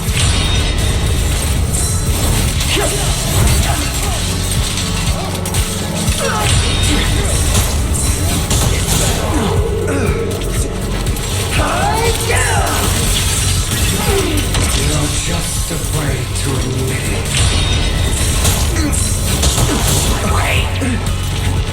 Trying to run!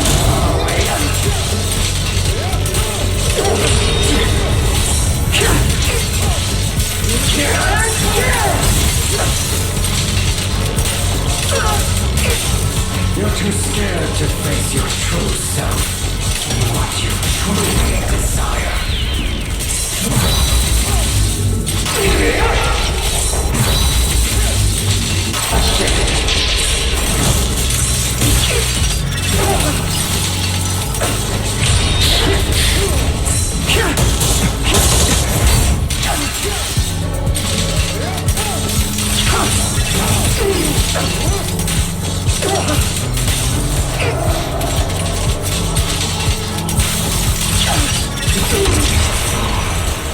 Are you trying to kill me?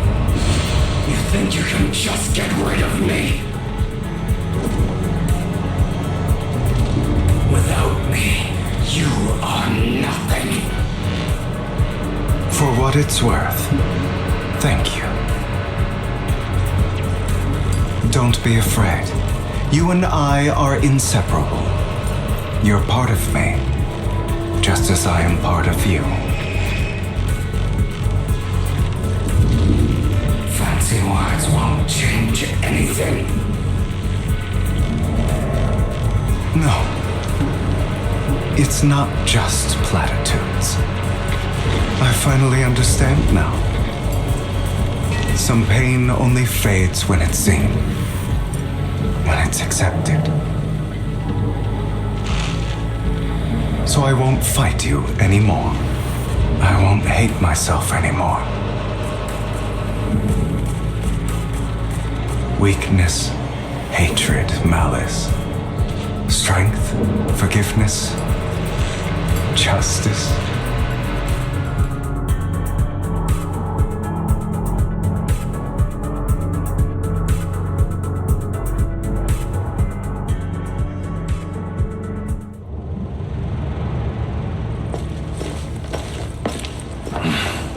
Hugo, it's time.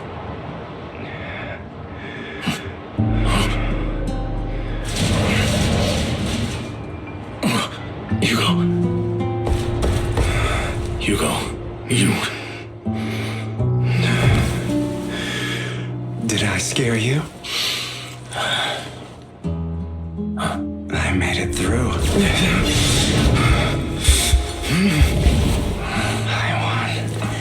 No praise for me, my dearest partner.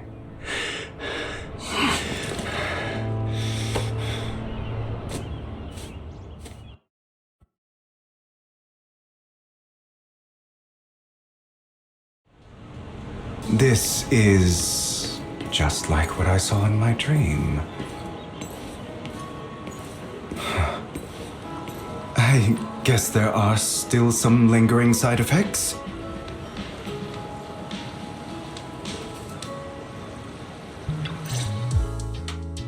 Ah, my former partner. You're still as punctual as ever. Are you sure you are fully recovered? How about we fight, and I'll show you how recovered I am. I refuse to fight someone who is in need of medical attention. How thoughtful. I'm touched. Or perhaps is this simply part of Victoria Housekeeping's professional care? I'd rather you not starve to death.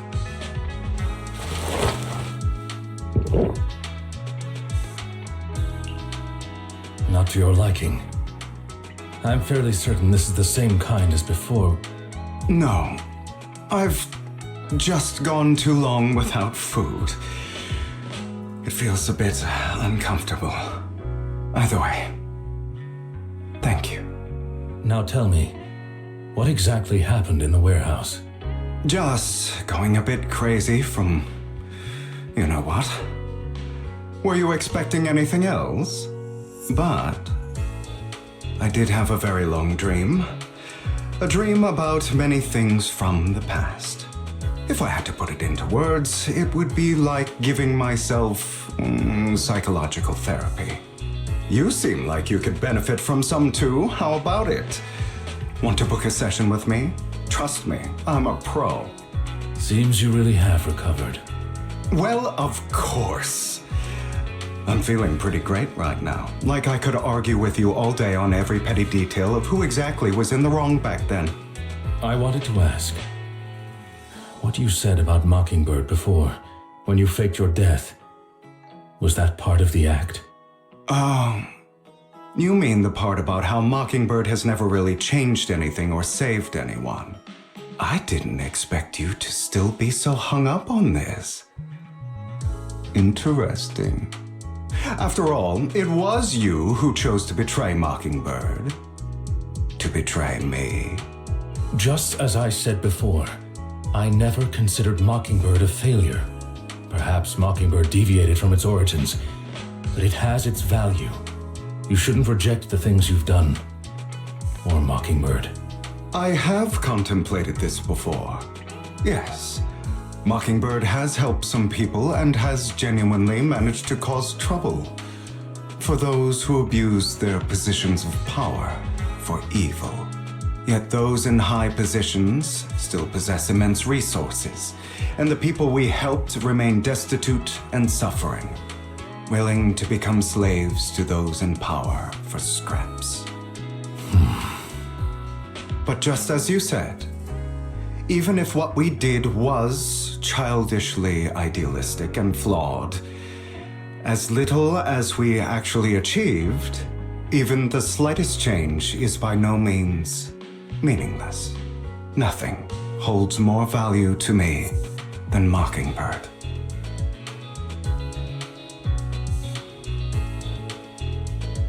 All right, let's catch up later.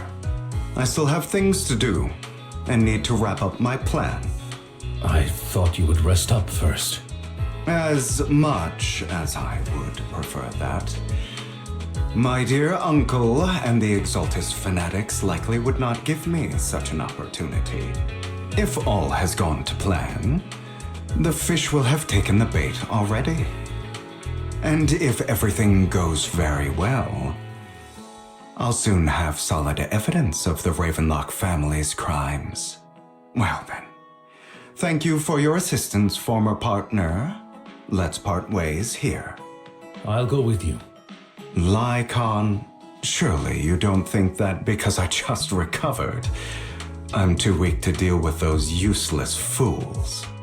Hartman's actions will disturb the safety of New Eridu. As I serve the mayor, I should intervene. Very well, whatever. Let's go. And don't slow me down.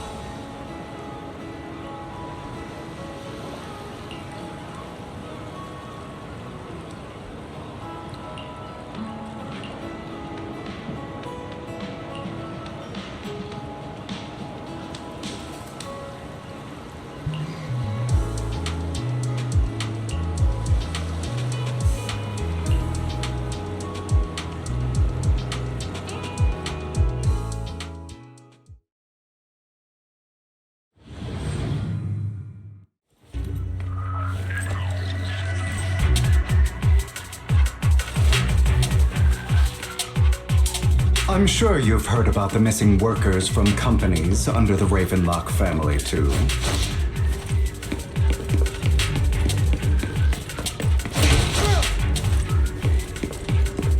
I know where they are.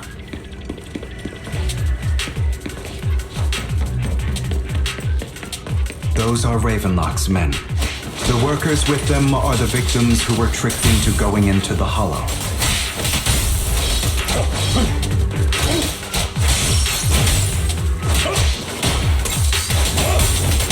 Come on, let's get them out of here.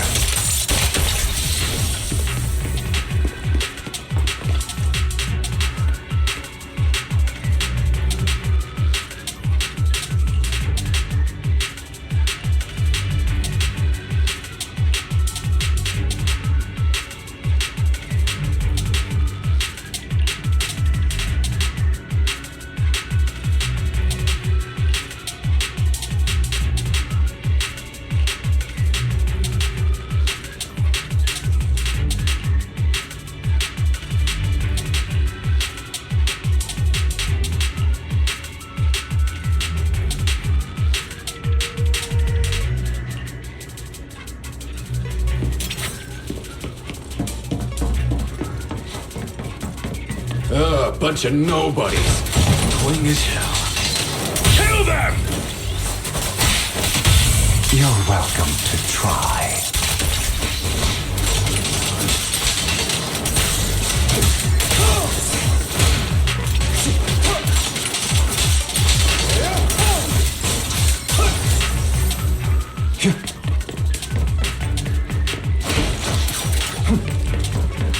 More workers here.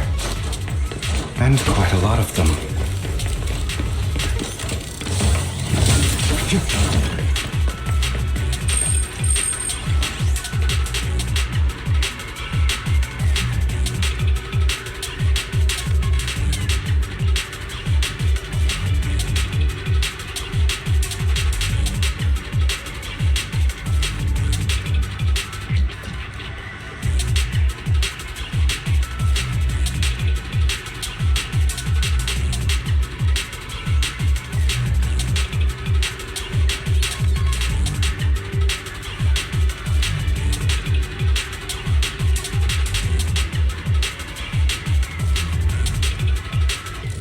Is Hartman behind this, too? Of course. He threw them into the Hollow like offerings for the Exaltists. To him, those workers are just another resource, no different from the ether his company mines in the Hollow.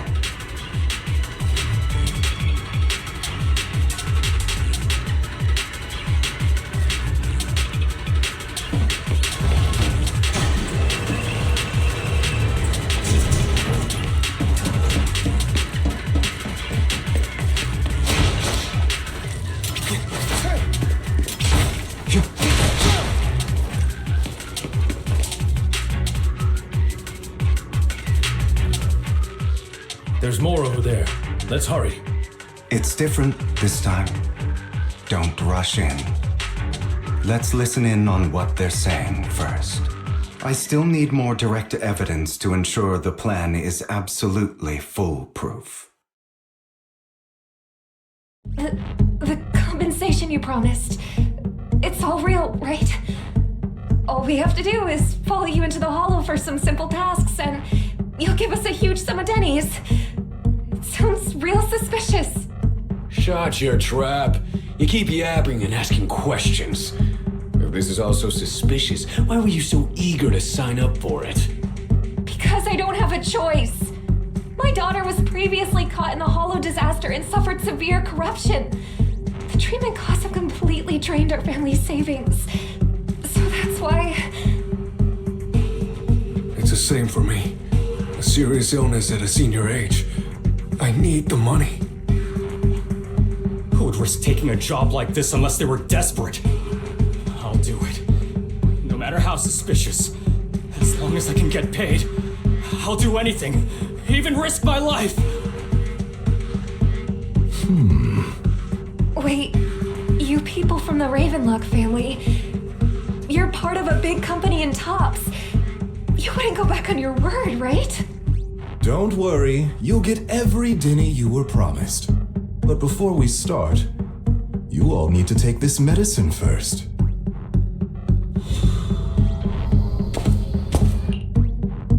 Bro, should we really be doing this already? These workers keep talking. We're wasting time like this. And the sooner they take it, the sooner it'll be over. Consider it an early release for them. What? You didn't say anything about having to take pills before. Look, this is good stuff, alright? It'll increase your ether aptitude. There's tons of people who'd kill for something like this. Exactly! You'll be working in the Hollow for several hours. This is essential medication. You have to take it before we continue.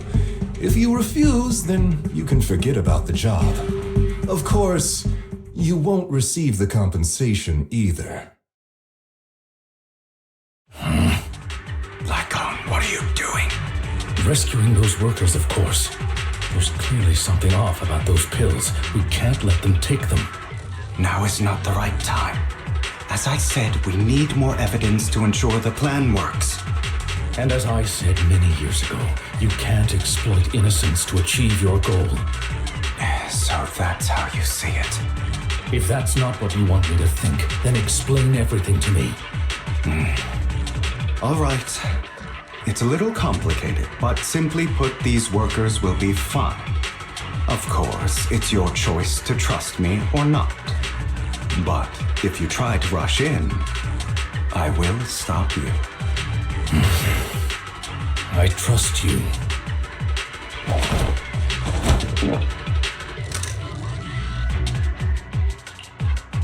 All right.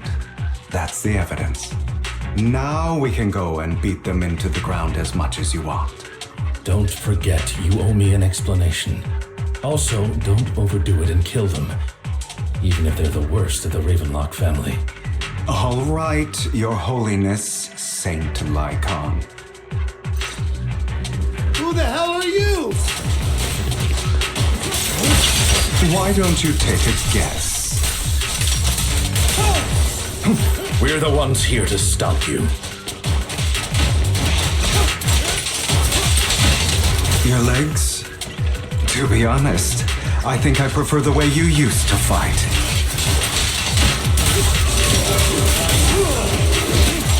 You had a lot more aggression. I merely learned to control my strength. Prepare to kneel before me. When I need to be aggressive.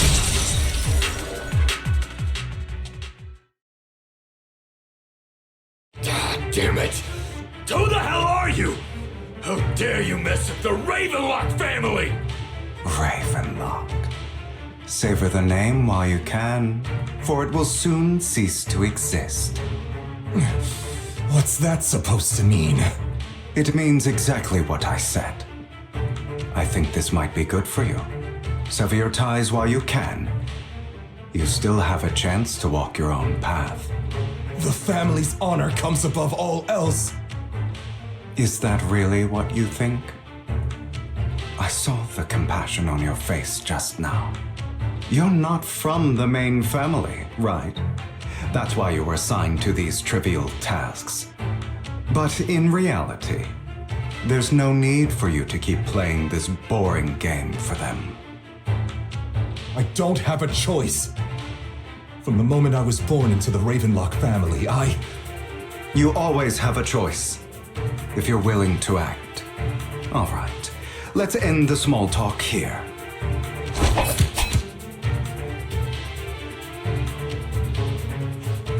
Don't worry, Lycon. I didn't hit them too hard, just enough to keep them quiet. How's that? My acting's pretty good, right? As always, a certain someone should take some lessons from you. I'll leave the rest to you then. Okie dokie.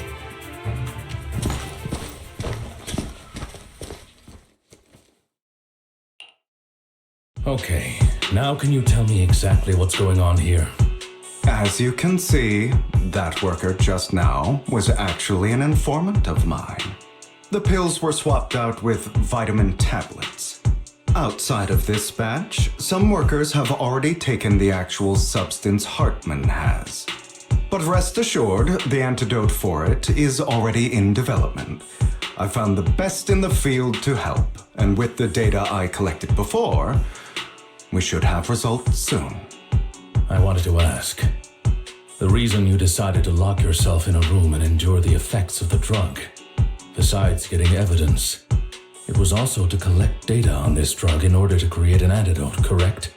It seems you're not completely beyond hope. I thought you were just being stubborn. Sometimes I wonder if you know me at all. Then, I have one last question. Why did you never tell me any of this back then?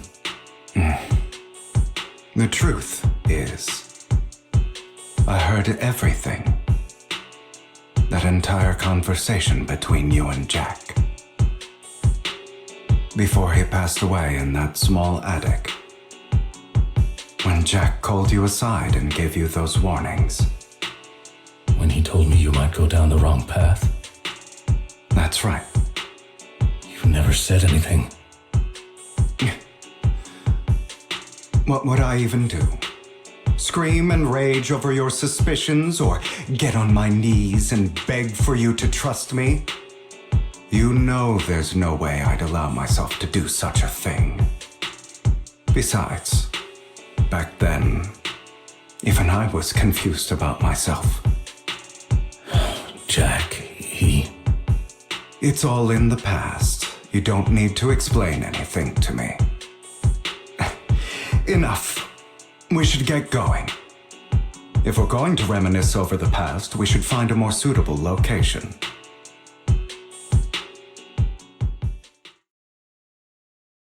Lycon, that incident back then, I didn't do it. It was a scheme Hartman devised to take over the family. It was Hartman who killed my father, too. I only discovered the truth long after the fact. I did indeed attack my father, and I thought he was dead. But he wasn't. I couldn't kill him. And even before that, if I hadn't hesitated, none of what followed would have happened. Even now, I still think they deserve death. But I no longer care to personally deliver that fate. They're beneath me. And I have more important things to do. You? I know we may never agree on that point, Lycon.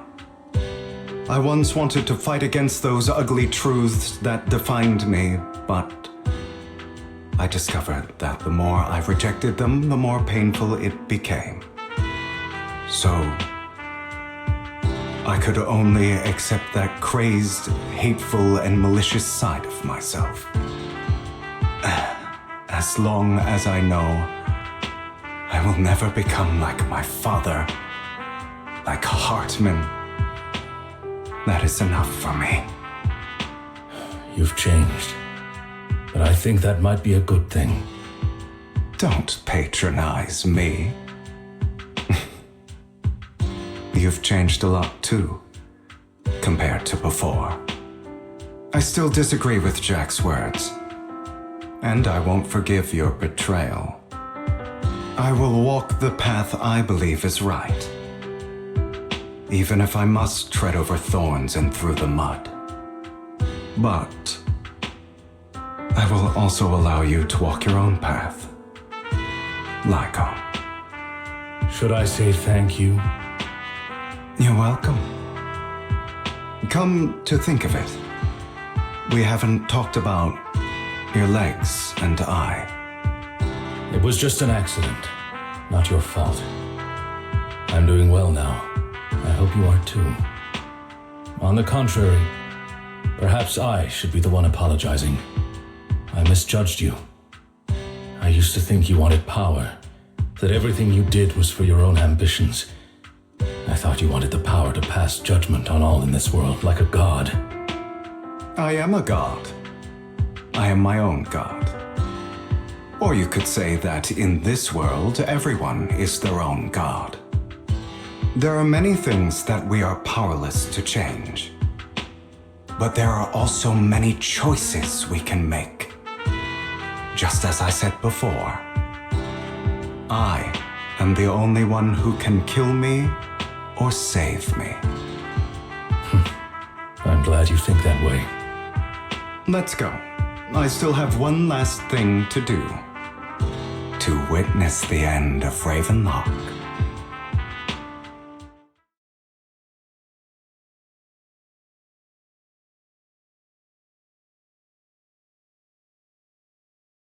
You really think you can take my place if I die? Never, you filthy bastard! Your little tricks mean nothing. As long as the Ravenlock family stands, I can still get back on my feet. You still don't get it, do you? This was never about avenging my father.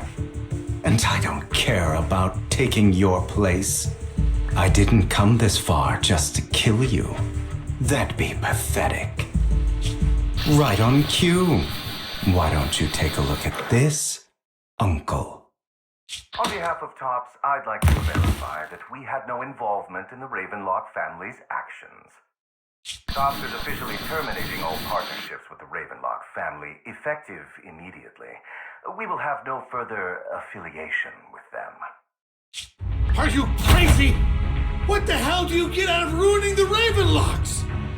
You want to be a petty thief forever? Thief? Oh, Uncle. Allow me to reintroduce myself. I'm the name people whisper about. The one who robs the rich and gives to the poor. I'm the master con artist who can fool anyone, anytime. I'm the leader of Mockingbird. The one who turns every headline into my own stage. I have friends who'd catch me if I fall, partners who'd shed tears for me, and allies who always have my back. I am Hugo Vlad. You're the one who needs the Ravenlock name. I never did. You ungrateful bastard! You should have never been born. You flatter me. Same goes for you, Uncle.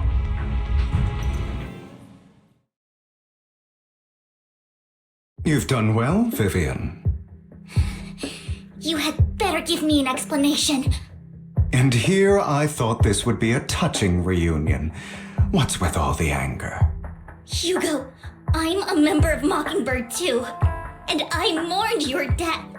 Listen, Vivian. I don't want you or the people you cherish to get caught up in danger because of me. I've always been selfish, so I don't hesitate to use you all as variables in my plans. But it is because I am selfish that I also don't want my failures to affect my treasured companions. In any case, if you were in the same position, would you not make the same decisions? Lycon's taking care of everything outside. We should go. Also, Belle, thank you. And I'm sorry for the whole act where I threatened you. It was the only way for Hartman to drop his guard against you and leave you be. I, Hugo Vlad, am forever indebted to you.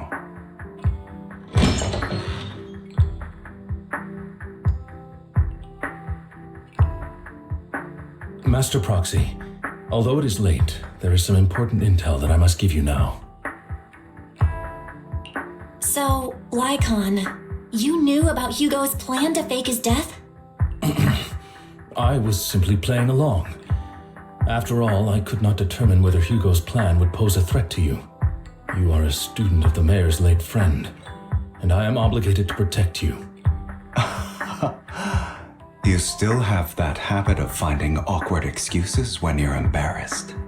Mr. Hugo Vlad, if you have any important intelligence to share, please do so with haste. I need to return to rest before midnight. You two sure are close. For the sake of a certain old fossil's sleep schedule, I'll keep it brief. I learned from Camille that Dina intends to embed the sacrifice core into the sacrifice. Apparently, it will make the sacrifice much stronger. Sacrifices created this way will not retain their minds and will indiscriminately attack all living beings, including their creator. So the Exaltists don't do this. It would bring them no benefit. But Dina's concoction can control people's minds. If a person takes the pill and is injected with the serum Landon left behind, the sacrifice would be under its creator's control. Although the dormant sacrifice has been destroyed, Dina found a batch of that serum her father created and wants to create new sacrifices.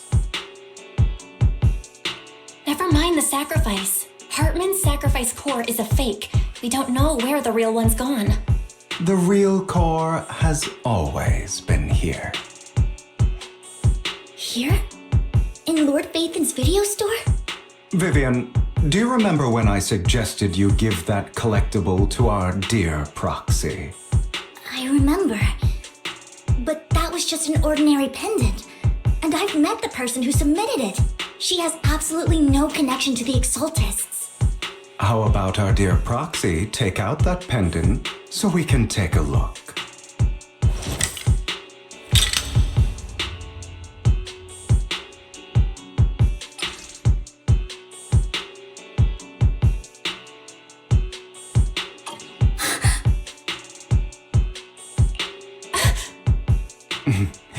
I'll take your surprised expressions as a compliment for my little trick. I will hand over this core to the mayor as agreed. Since he fulfilled his promise to protect Vivian and the manager while I was pretending to be dead, I won't go back on my promises. No wonder the mayor would promote rhetoric favorable to Mockingbird. I can't believe I thought he was actually being sincere.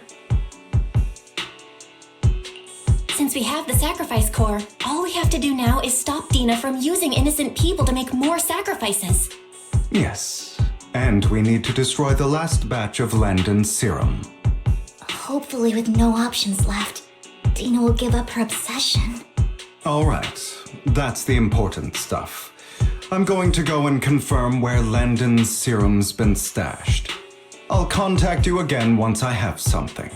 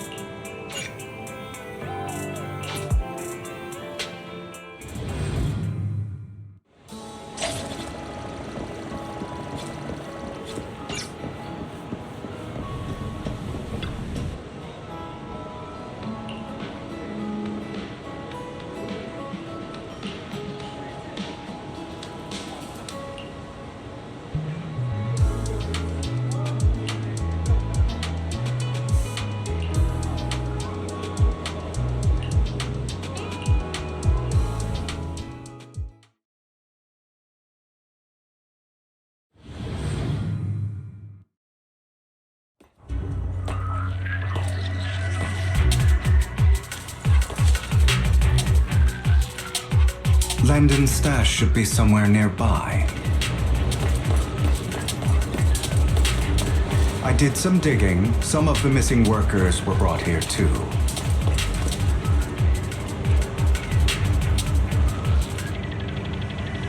Dina's getting ready to make her move.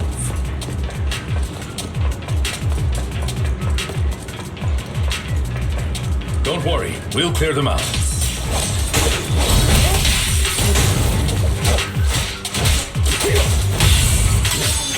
Yep.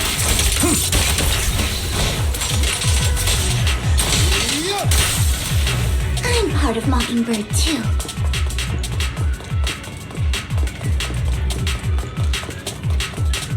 They're trying to destroy the goods! Stop them!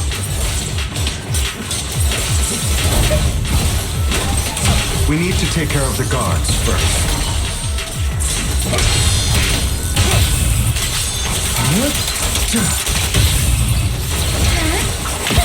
Some of the serum is stored in this warehouse. Fool.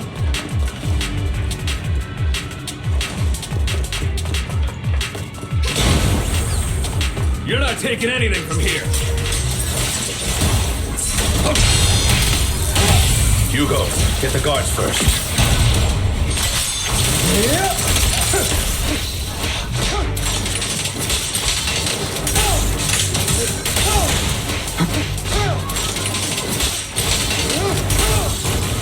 You just stepped into your own grave!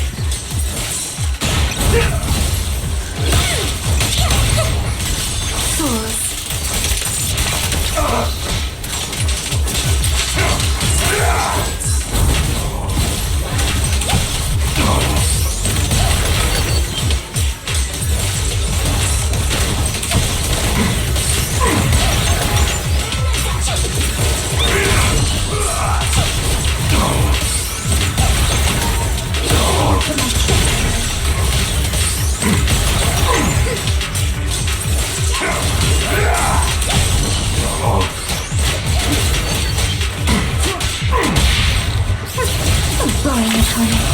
It's for those that move.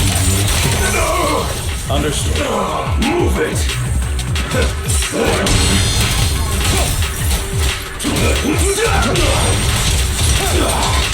I'll take you. Stay calm now. Tales for the dawn that sets the world alight. More of Landon's serum survives than expected. Fortunately, since they're still here, it means Dina hasn't executed the final step of her plan. There's likely a lot more stashed around here, and we have yet to locate the missing people. Our actions here won't go unnoticed. Perhaps they're making plans to deal with us on their side. With Landon and Dina's concoctions combined, she may be capable of creating a sacrifice that obeys her. If it comes to that, this will get far more troublesome. How about we split up? Hugo and Lycon will destroy what remains of the substance around here, and Vivian and I will go search elsewhere. Very well. Let's go with your plan. But be careful if you encounter Dina and her people. According to Camille, she's absolutely obsessed with completing her father's dying wish. Who knows what she may try? Let's part ways here for now. And perhaps the other manager could use EOS to guide us. Sure. I've been feeling better these past few days, so just follow me. It's only now that I realize how fortunate we are to have two Lord Faithins. Although, I feel like our work's doubled. In the past, Belle and I would only ever work on the same route. Greater power means more responsibility. And in any case, I'm sure the mayor would be able to provide double compensation. He's a very generous person, after all. Right, Lycon? I will request additional compensation from the mayor. Compensation is just one aspect. It's one thing with Belle being in the Hollow in person, but now with us working on separate routes, I can't help but worry even more for her safety. Oh, but I trust in your abilities. I'm just not quite used to this.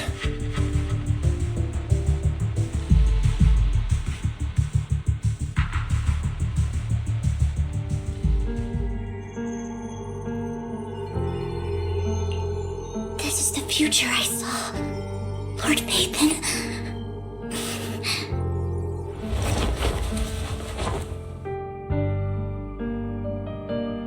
I'm sorry. This time, I will make sure the future I saw does not come to pass. I don't want to bring you misfortune. That's all I wish for.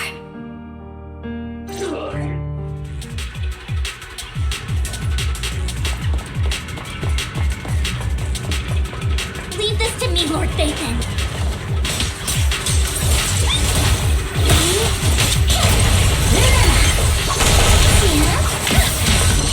Worms belong in the dirt.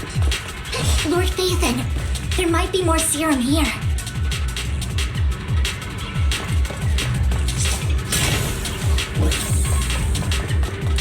How dare you steal from Lady Dina! I'll try to go easy on you. No promises.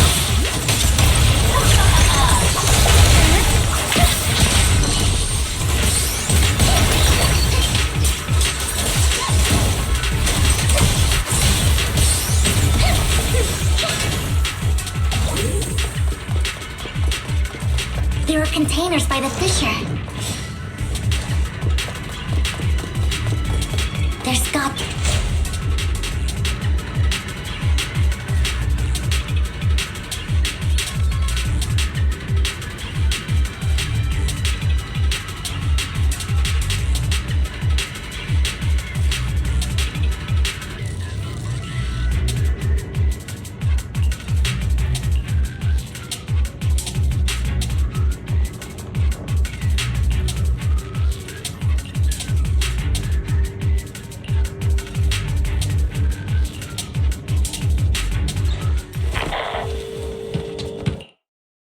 It must have been tough for you to find this place.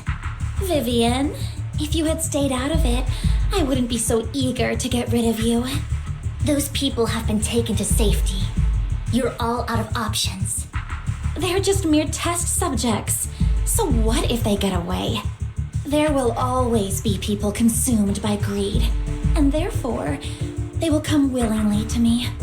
In any case, what are a few sacrifices in comparison to the completion of Father's grand ambition? Dina, you deceived those people. They didn't come willingly to you. You tricked them, just like Landon did back then. Deceived?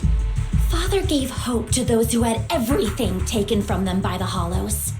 Vivian, you once rejoiced at the hope Father offered you, too. Before Father took you in, you were no more than an omen of disaster that no one wanted. It was Father who gave you shelter and a purpose for existing. Do you remember the first time you bestowed a blessing under Father's guidance? How did you feel when that person looked at you with adoration and gratefulness? That was the first time you felt hope. Like your existence had a purpose, right? Don't forget that it was Father who, through what you call deception, gave you hope. And you, what have you done? You basked in Father's attention and everyone's adoration, only to destroy everything. Do you think that by leaving the Exaltists, those people will live better lives? Of course not. Those who suffered under the Hollows will only continue on as walking corpses, without the hope Father gave them. Do you really think you're some sort of savior, Vivian? In the end, you're just an ungrateful brat who brings misfortune to those around her. It was you who destroyed everyone's hope. Not everyone wants to live in false hope, Dina. You say it's because of greed that people willingly become your sacrifices. Perhaps those people aren't entirely virtuous. But that greed is just wanting to live a better life beyond the Hollows. What you and Landon have done was never about giving people hope, but exploiting it. Stop lying to yourself. Deep down, you know what Landon did was cruel. No. Back then, when Landon wanted to inject you with the serum, the fear in your face was as plain as day. I saw it all clearly. If all of this is as righteous as you claim, Then why did you make such an expression, Dina? Don't look at me with such pity! Father did nothing wrong. All of this is to make something of the Hollows other than disaster. That's everyone's only hope. Dina, it's not too late to stop. Stop living in this lie. You know what would happen if a sacrifice loses control and escapes the Hollow. It's not the Hollows that are to blame for those people's deaths, but the hope you keep talking about. That will cause more despair and claim more lives. That is merely the necessary sacrifice to accomplish a greater goal. No one deserves to be a sacrifice. Your hypocritical magnanimity disgusts me. I can always go and get more test subjects if they've escaped. And I will be able to replicate Father's serum with enough time. With you gone, I'll be able to complete Father's gift to the Creator and fulfill his last wish. Camille, release the failed subjects. Lady Dina. Camille, are you going to do what you did before? You keep saying you'll follow the Creator, but it's all lies. Lady Dina, the Hollows took my family from me. I understand that there's no way to get back what I've lost. It was Lord Landon who told me that the Creator would guide me. One day, Hollows will no longer be disasters. Everyone will be able to survive inside them. I look forward to the day when this hope becomes reality. I watched you grow up, and I know that you've always looked up to your father. He gives you hope, and I destroyed that hope with my own hands. I know the pain of loss, so I've always felt guilty. I want to atone for the hope I destroyed. But Dina, I don't want to ruin more lives, and I don't want to continue watching you destroy yourself. Vivian is right. Not everyone wants to live in false hope. So, please, stop. Camille, are you abandoning me too? I'm not abandoning you. I just don't want to see you go past the point of no return. The point of no return? I passed that point ages ago. No, Dina. You can still turn back. I'll be your way back. Where are you going, Camille? I made a deal with Hugo and the mayor. If someone needs to take the fall for this, let it be me. I did it. All of it. I've been forcing Landon's only daughter, Dina, to research how to create sacrifices.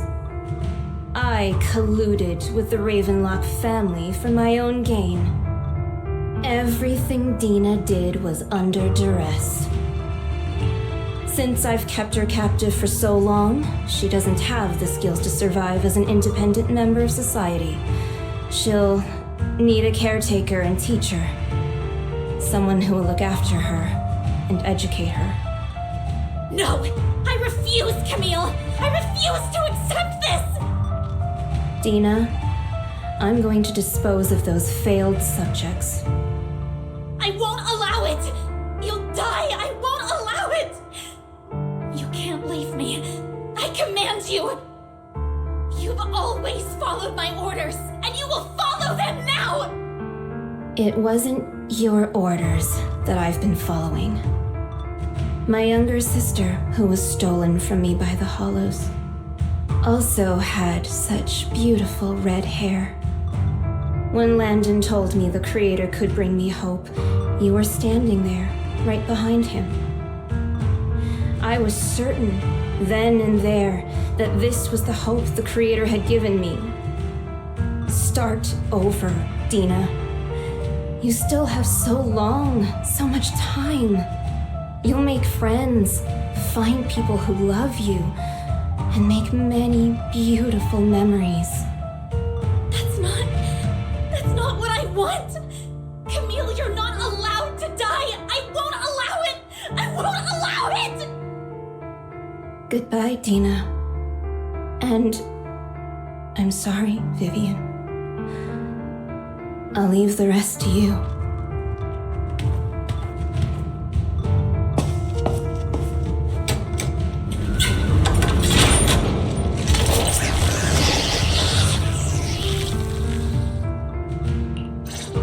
Take out these ethereals first.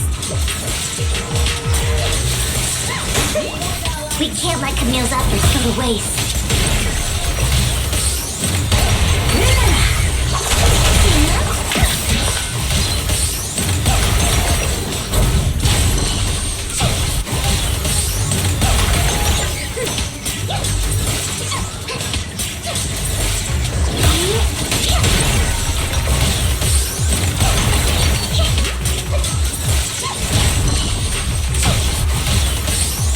Let's go after Dina, Lord Phaethon.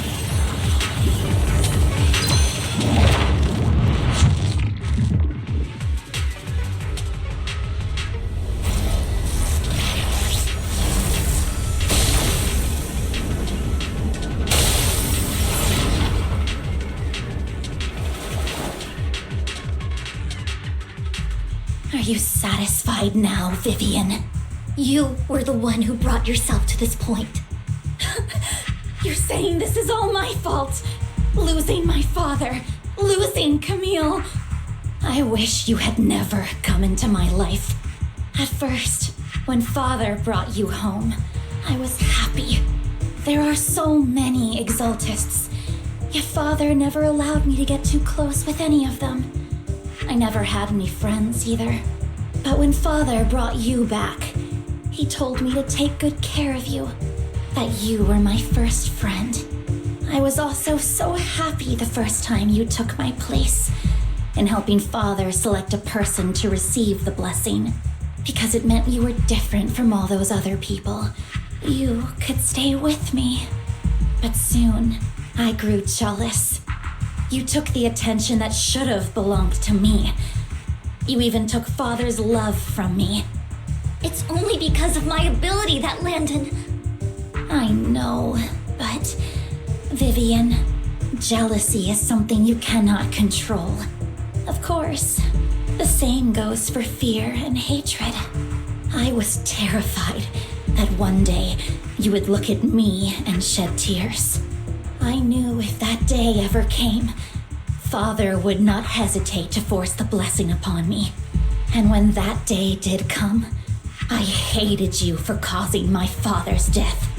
Tina, you knew everything about what happened back then, so why are you still defending Landon? And why didn't you tell me back then? If I had known earlier, maybe I could have found a way. Because it's the only thing that makes me more special than you, no? It proves I had father's trust. I was more useful to him. Vivian, you said you wandered without a home ever since you were young, hated by anyone you encountered. You were happy to gain recognition from everyone and help father when you were among the Exaltists. But in the end, you discovered you were being used, so you felt betrayed and hurt. Then, what about me? All I ever had was my father. I've never known a life outside of the Exaltists. Ever since I was young, my only purpose was to help father select who was to be blessed. The only purpose I had was my father and the Exaltists. I've never been taught anything else, Vivian. It is what little value I have, and have ever had. In the end, you took even that from me, and completely destroyed it. You think you're doing good and fighting evil. You've only managed to affect a small part of your world. But have you ever wondered if maybe that's all there is to my world? I never wanted to hurt you. You are also my first friend. And that's why I wanted to save you back then. Save me? You and Camille all talk about saving me. Why don't you understand? To me, loss is so much more painful than death. Tina, you can start over. Everything Camille did was so you could live on. Let's leave the Hollow together. There are so many amazing places in New Eridu. This time, I'll take care of you. I've also met so many amazing people. I'm sure they'll love you too. Okay, Dina? Vivian, I can't forgive you. And I don't want to forgive you. I have nothing left. If what little hatred I do still harbor were taken from me, well, I refuse to be so pitiful. I won't apologize, Vivian.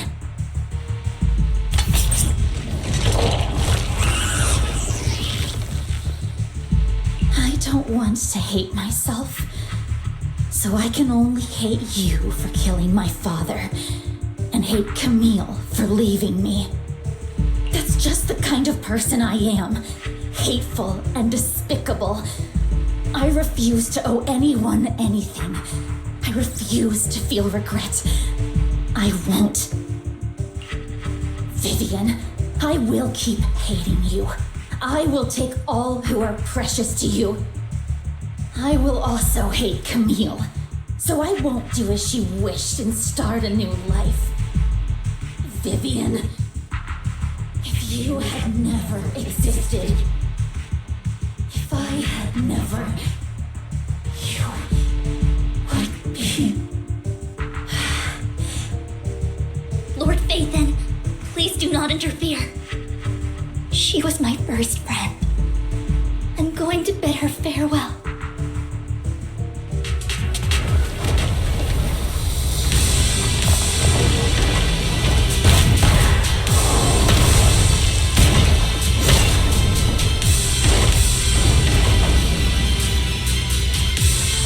Dina, soon the pain will be over.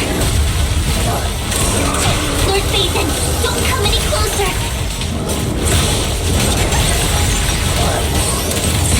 Notice me, Lord Phaethon.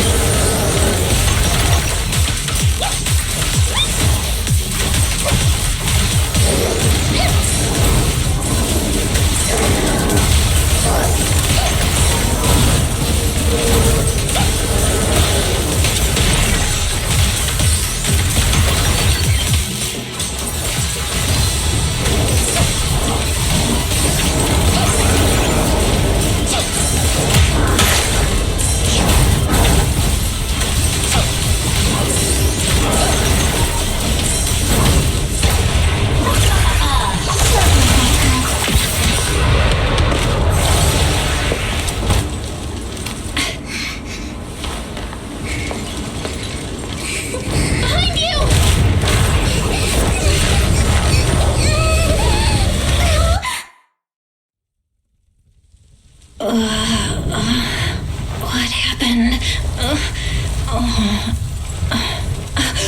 What the?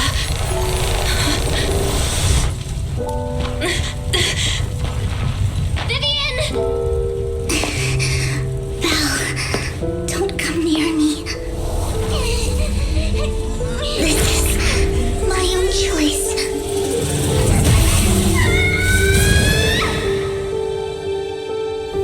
I will change the fate I saw. Vivian! I just want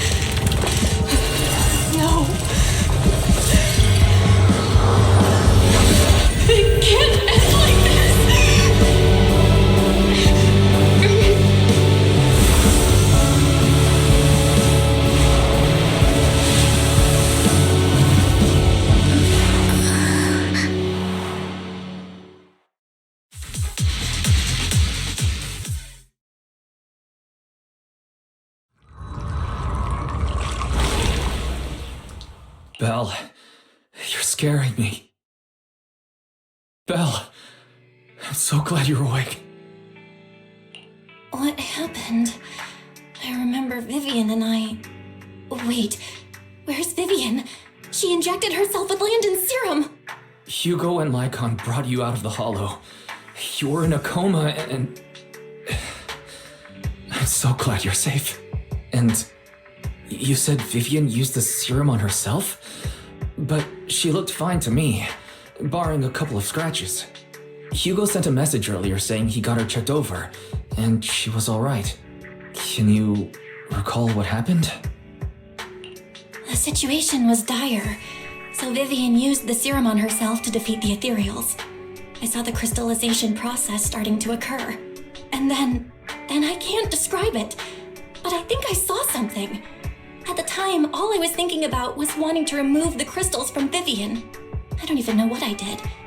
But then I passed out, I guess. What happened after that? When I led Hugo and Lycon there, it was just you and Vivian lying on the ground. We didn't see anything else. Never mind that for now. Belle, do you feel any discomfort? Just a bit dizzy. For tonight, just get some rest. Hugo and Vivian said they'll come over tomorrow, so we'll discuss everything then. Okay. Good night then.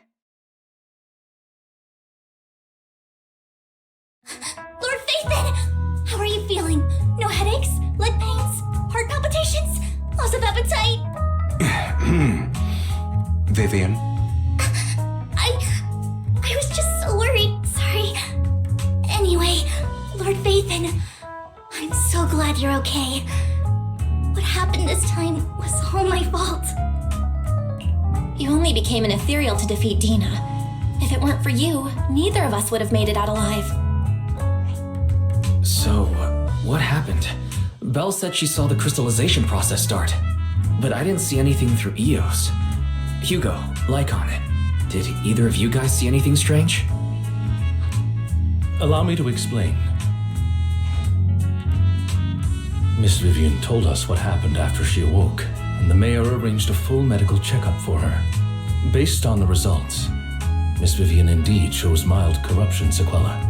But if the crystallization process had already started, the lingering effects should be far more severe. To be precise, if the process had already reached the point of mass surface crystallization, it should have taken no time at all to become an ethereal. So, the mayor theorizes that it was the etheric energy within Master Proxy's body that affected Vivian's condition and the surrounding etheric particles, causing Vivian's corruption to recede. Essentially, corruption is a reaction between the etheric particles inside the body and in the surrounding environment. Therefore, it's not necessarily irreversible, just that currently our mainstream method of defense is prevention. How come I didn't know I had this ability? How is it even possible for me to influence other people's etheric particles? That makes it sound like I can manipulate etheric energy at will. Master Proxy, you are special. This is a gift your teacher left you. Our teacher? So this has to do with her? I don't know all the details, so I cannot explain everything to you. My apologies. However, Miss Yixuan might be able to answer some of your questions. She will visit you sometime soon, so please feel free to ask her any questions you may have. She has quite an eccentric personality. If she causes you any inconvenience... If she causes trouble, can I file a complaint about her to you? Master Proxy, you have always been a people person, so I trust you will handle things just fine. That just makes me more worried. In any case, the mayor has asked me to give everyone his most sincere gratitude. Unfortunately, the mayor could not come personally, but has promised everyone a favor. Provided it's within his means, he will offer his unconditional assistance once. There is no time limit on this favor. Unconditional, What if I wanted his position as mayor? If that is what you desire, then the mayor and his subordinates will be first in line to vote for you in the next election. As for the other votes, you'll have to work for them on your own. But should you assume office, I hope you take full responsibility for handling all day-to-day matters and lead by example. By sheer happenstance, the mayor has provided you with a copy of his current assignment, the City Waste Sorting and Processing Proposal. Old fox. Well, can I request Lord Phaethon's? The mayor imagined, you might ask. I have prepared all the necessary documents, and the ceremony expenses will be covered by the mayor as a gift. As long as Master Proxy agrees, we can sign and process the documents immediately. But this matter requires mutual consent and cannot involve coercion, confinement, or one party's lack of consciousness. Stop! I would never do that to Lord Phaethon! Probably. At least not today. As for you, Master Proxies, the mayor has some sense of what you desire. That said, he hopes you might speak with Miss Yixuan first before you decide the timing of that favor.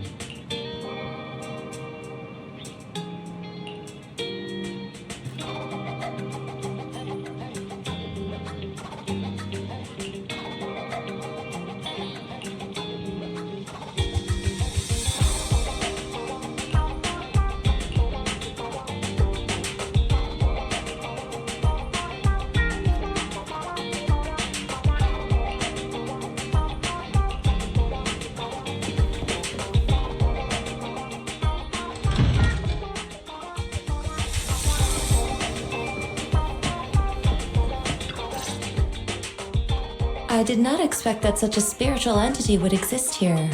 It appears this street is a geomantic gem. A spiritual entity? His name is Howl, and I guess you could say he's a neighbor of mine. Is there something special about him? No, I was simply a bit surprised. It's rare to find such an intelligent individual of this breed. Even huskies can be really smart. Howl is proof. You're right. Yet, being overly intelligent comes at a price. It must stay here for prolonged periods of time, parted from its owner and unable to move about freely. Both a blessing and a curse. However, it seems quite happy. We've strayed a bit off topic. Since you're back, let's discuss our partnership.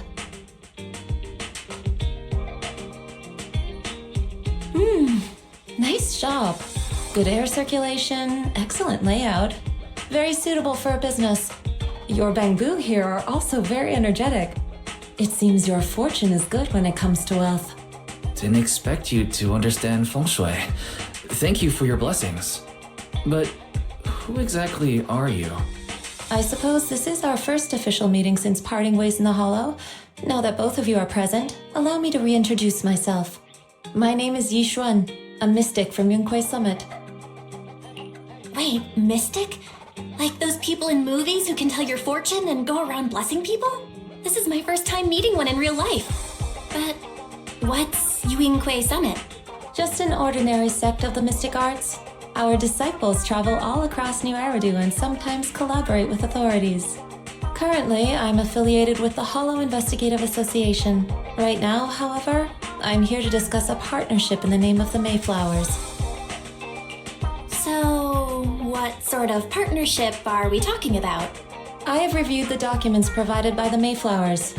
You previously underwent an implant surgery. After recent adjustments, abnormalities occurred. These abnormalities bear resemblance to the craft practiced by us at Yunquei Summit. If you are willing, I can teach you how to better control your abilities. To better control my abilities? It sounds great, but there's no such thing as a free lunch. Since you're willing to teach us your craft, Shifu, you must want something in return, right? That's right. Mayflower will have you join me for some investigations. Looking at my divination results, this will be a complicated and very likely dangerous matter. He's still going over the details, but should have more information for you soon. You can wait until then to decide.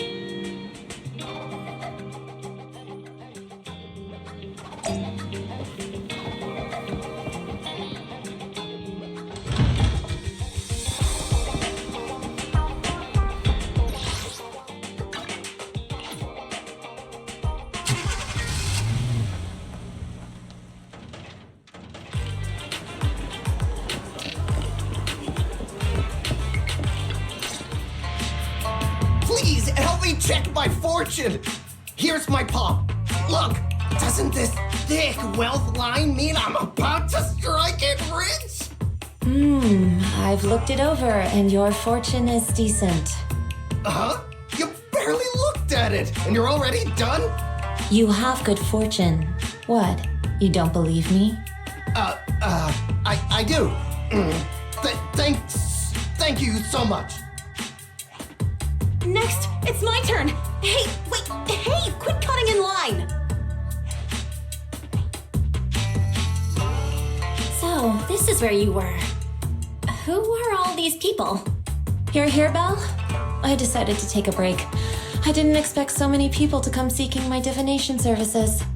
Don't worry, I need no more than a simple spell to solve this matter.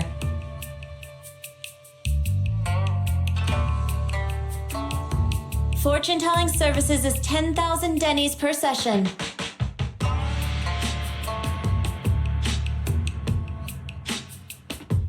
All gone?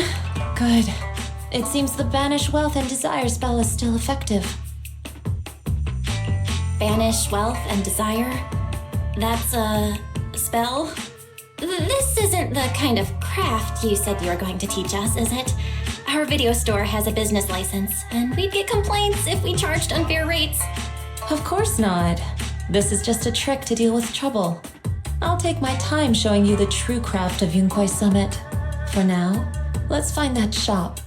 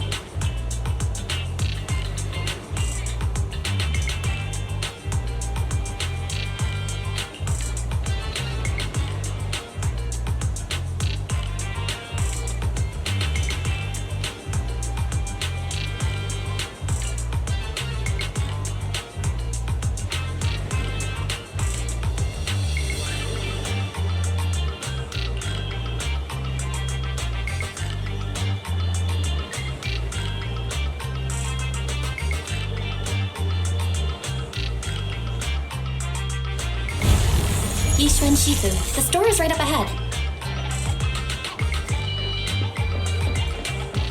Yes, this is the place.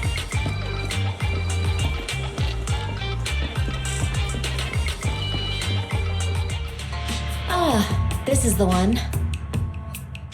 Seems it's closed. Another wasted trip. Not necessarily. 1 second, please.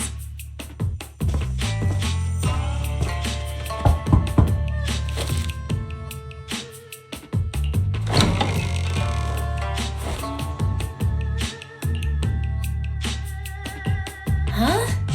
Is there someone inside?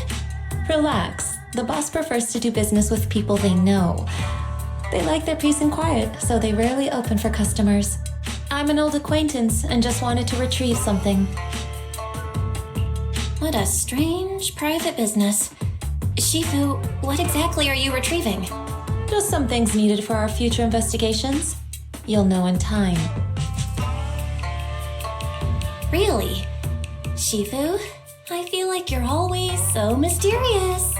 Rest assured, I'm not hiding anything from you. It's simply because the correct time has not yet arrived, so there's no need to rush.